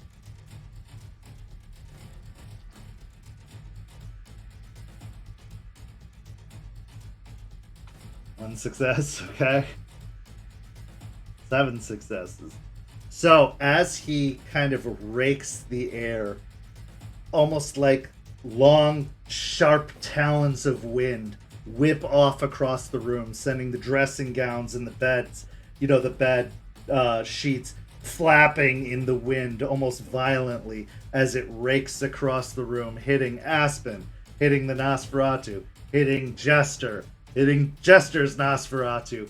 But Joseph, you managed to kind of, using cover of one of the gurneys, block the wind from hitting you, so you are not slowed, but everybody else is for the remainder of the round. Jester, what's your intention? You're still able to act. Everyone's still able to act. It's just, if you try to move, you're going to be slowed. Okay. I want to go through, actually, for the throat on this Nosferatu I've pulled out. Okay. I don't know if I'm losing dice on that. You are losing it because I'm guessing you're trying to decapitate them. Yeah. Okay, so that is a -2 dice penalty for the called shot, because that is a very limited area. Aspen, what's... Oh, sorry. Yeah, go ahead. I was also going to activate Raging Strike, which I need to make a rage check, but if I make the rage check, I gain bonus dice equal to my glory on a single brawl attack.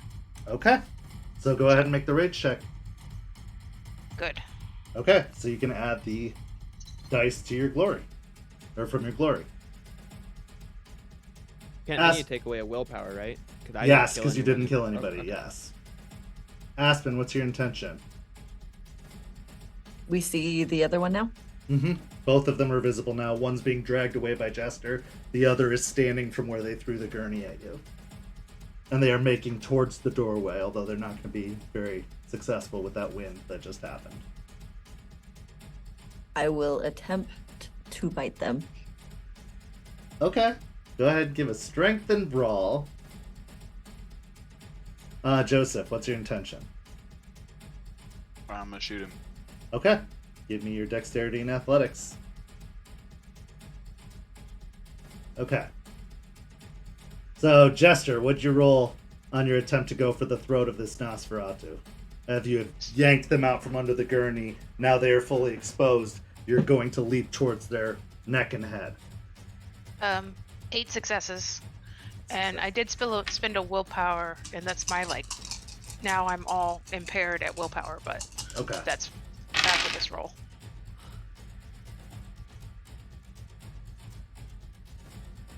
Okay. Yanking them out from underneath the gurney, using the momentum of having jerked them out from beneath, you pounce atop their form, sinking your fangs into their throat and wrenching, removing their head as you beat them by 5 successes, enough to decapitate, causing them to immediately, almost into your mouth, scream out in agony, cut short with the final rip as you tear their head from their body, sending it lolling across the room, and their form twitches and starts to decay. Aspen, what'd you get on your attack? 3? Yeah. Okay. And Joseph, what'd you get on yours? Also 3. 3. Okay.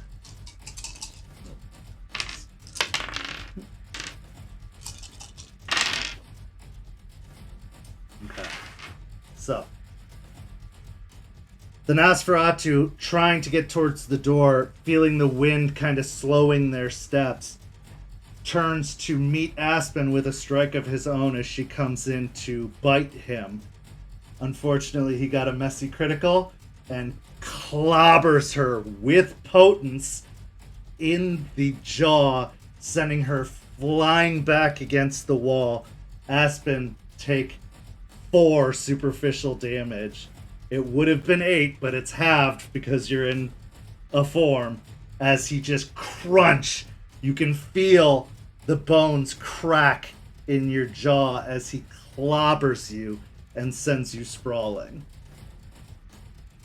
Joseph, his movement, despite halved and speed, allows the bolt to just miss him as he leans in with the punch. And now, yes, another yelp as Aspen goes smashing against the tile, causing more cracks in the already destroyed tile work. Okay. I will do one more round to see if you can stop this Nosferatu from escaping, but right now they're well on their way. We're going to just have everybody roll one roll to stop him. Decide what you want to do, and if you beat him, it's all going to be all of you versus him. If he beats you, he escapes. If he fails, you stop him successfully. Aiden, make me a dexterity and brawl, as you are going to try to make your way across the room to stop him. Aspen, go ahead and make me a strength and brawl. Jester, strength and brawl. Joseph, dexterity and athletics with archery. Can I use my claws with this to add the 3 additional? Yes. Can I use Raging Strike again? Yes. Oh. Been keeping that rage.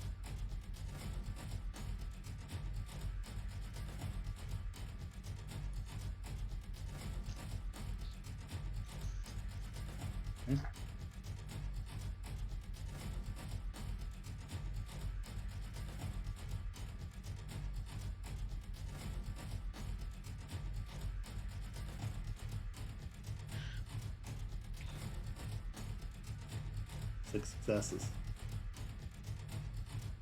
He got 4 successes. You managed to stop him from making it out of the room. You are able to make a choice, and I will leave this to the 2 people who got 6 successes. Incapacitate him or kill him.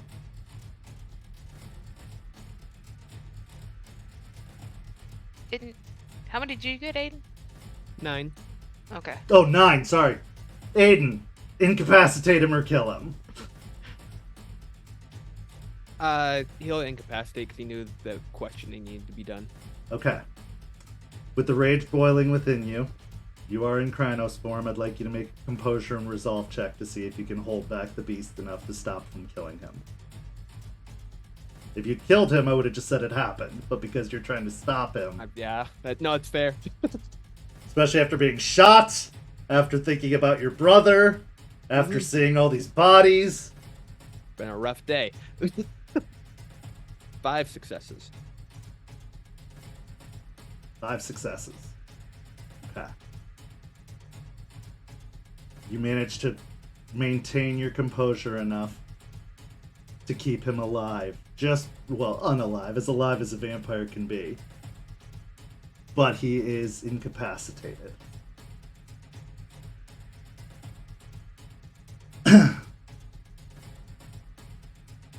Combat comes to an end. That's another willpower, right? That's another willpower, unless you want to shift out of Krynos at this point. Yeah, that'd be great. Okay, so you do not have to shift. You do not have to spend willpower because you did incapacitate him. Okay. Shaping back into your which form? I'll be Hamid at this point. Okay, so that's free. So shifting back into your human form, you have this slumped body on the ground who is still conscious but not able to move anywhere. His limbs broken or rended. Down at the other end of the room, you hear Ryder kind of chuckling and paper shuffling on one of the desks. I am currently hacking and gagging the dust out of my mouth. What'd you eat? Nod to the dust around.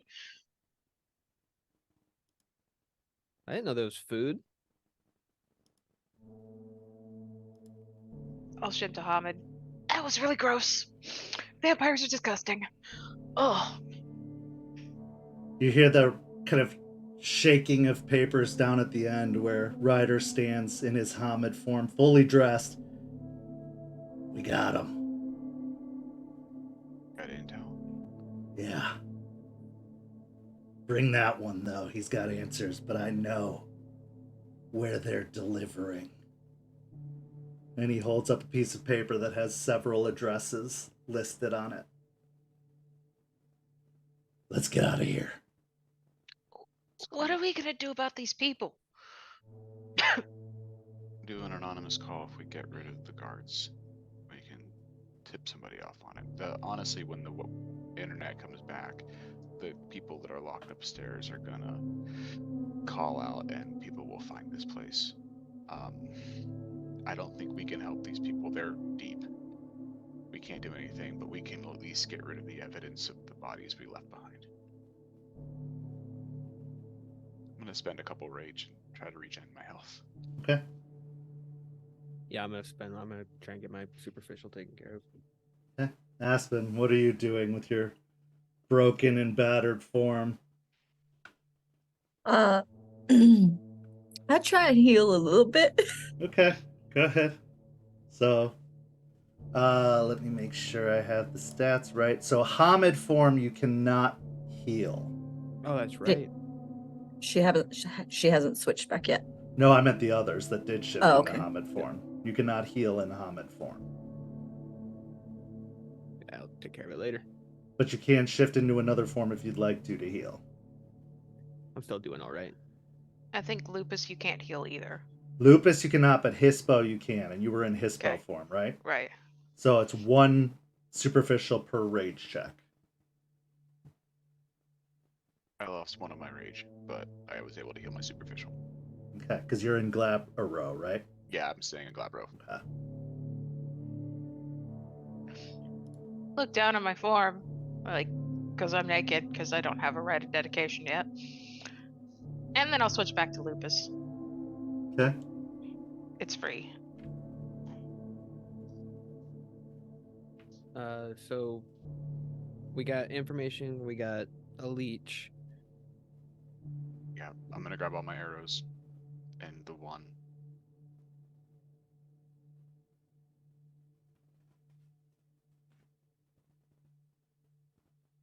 So how are we doing this? Burn the other bodies.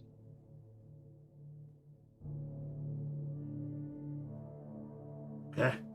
We got what? We have the person here will just get rid of the arrow. The other one that got thrown at us is also dead, probably. Yeah. Okay. The So, yeah, impact those of two. hitting you and the gurney being so violently disrupted. Yeah. Yeah. So those two, I guess we can keep here so they can get to their families. But the guards, we got 4 total. We took out 1 at each door, and then there was 1 more on the way down here. I believe we have only 3, I think. But there was Pick another them up. body in the freezer too. That one's super dead though. Oh, okay. Yeah, let's get the ones that we took care of in the black suits and get them out of here and dispose of them. Okay. So making your way out of the facility, climbing up to the level ground floor, making your way out. I'll stop Yeah. and go to Joseph and like nudge the pocket that his phone is in. That's great. I'll switch to Hamid. Take pictures.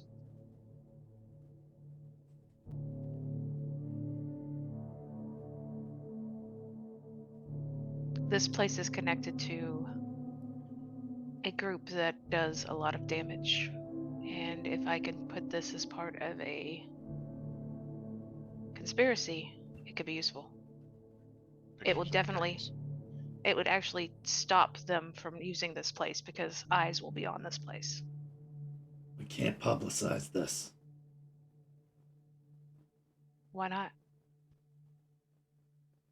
You don't think they're gonna wonder where it came from? How you got it? I have contacts. And Artie is good for a lot of things. We'll figure it out later. The pictures may help us with something. We'll figure out the plan later.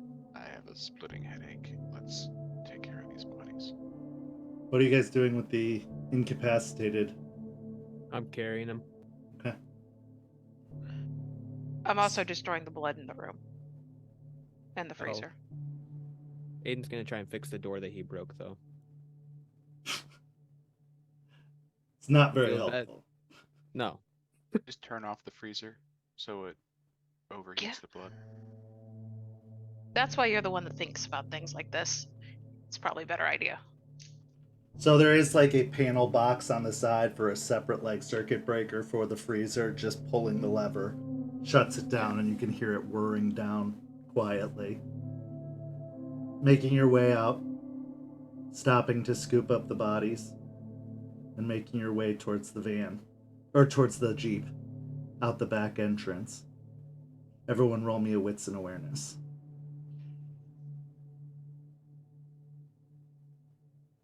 Any penalties while carrying someone on that? No. You're listening for sounds and sights. You can't really be impacted. Okay. So with everything loaded into the vehicle, climbing in, as you're driving away, you hear the roar of motorcycles arriving at the facility. And a few minutes later, an explosion. And that's where we're going to bring this session to a close. Thank you so much to everybody who watched tonight. Keep an eye on the times section of the Discord, as there will be details released shortly about what happened. But for this amazing pack, go check them out on social media. They are absolutely incredible. This has been an incredible ride. Thank you for sticking with us for a slightly longer session tonight. I have been Kent. I'm at Michikent on all social media. Go follow us at St. Pete by Night on all social media, and tune in next week for the aftershock of what happened on this assault on the energy plant. Thank you so much for tuning in. Tune in this coming Saturday for a very special After Dark special where we're going to talk to several new members of our server and people who are new to the world of darkness in general. And we are going to have a very, very special dice giveaway. So tune in for that.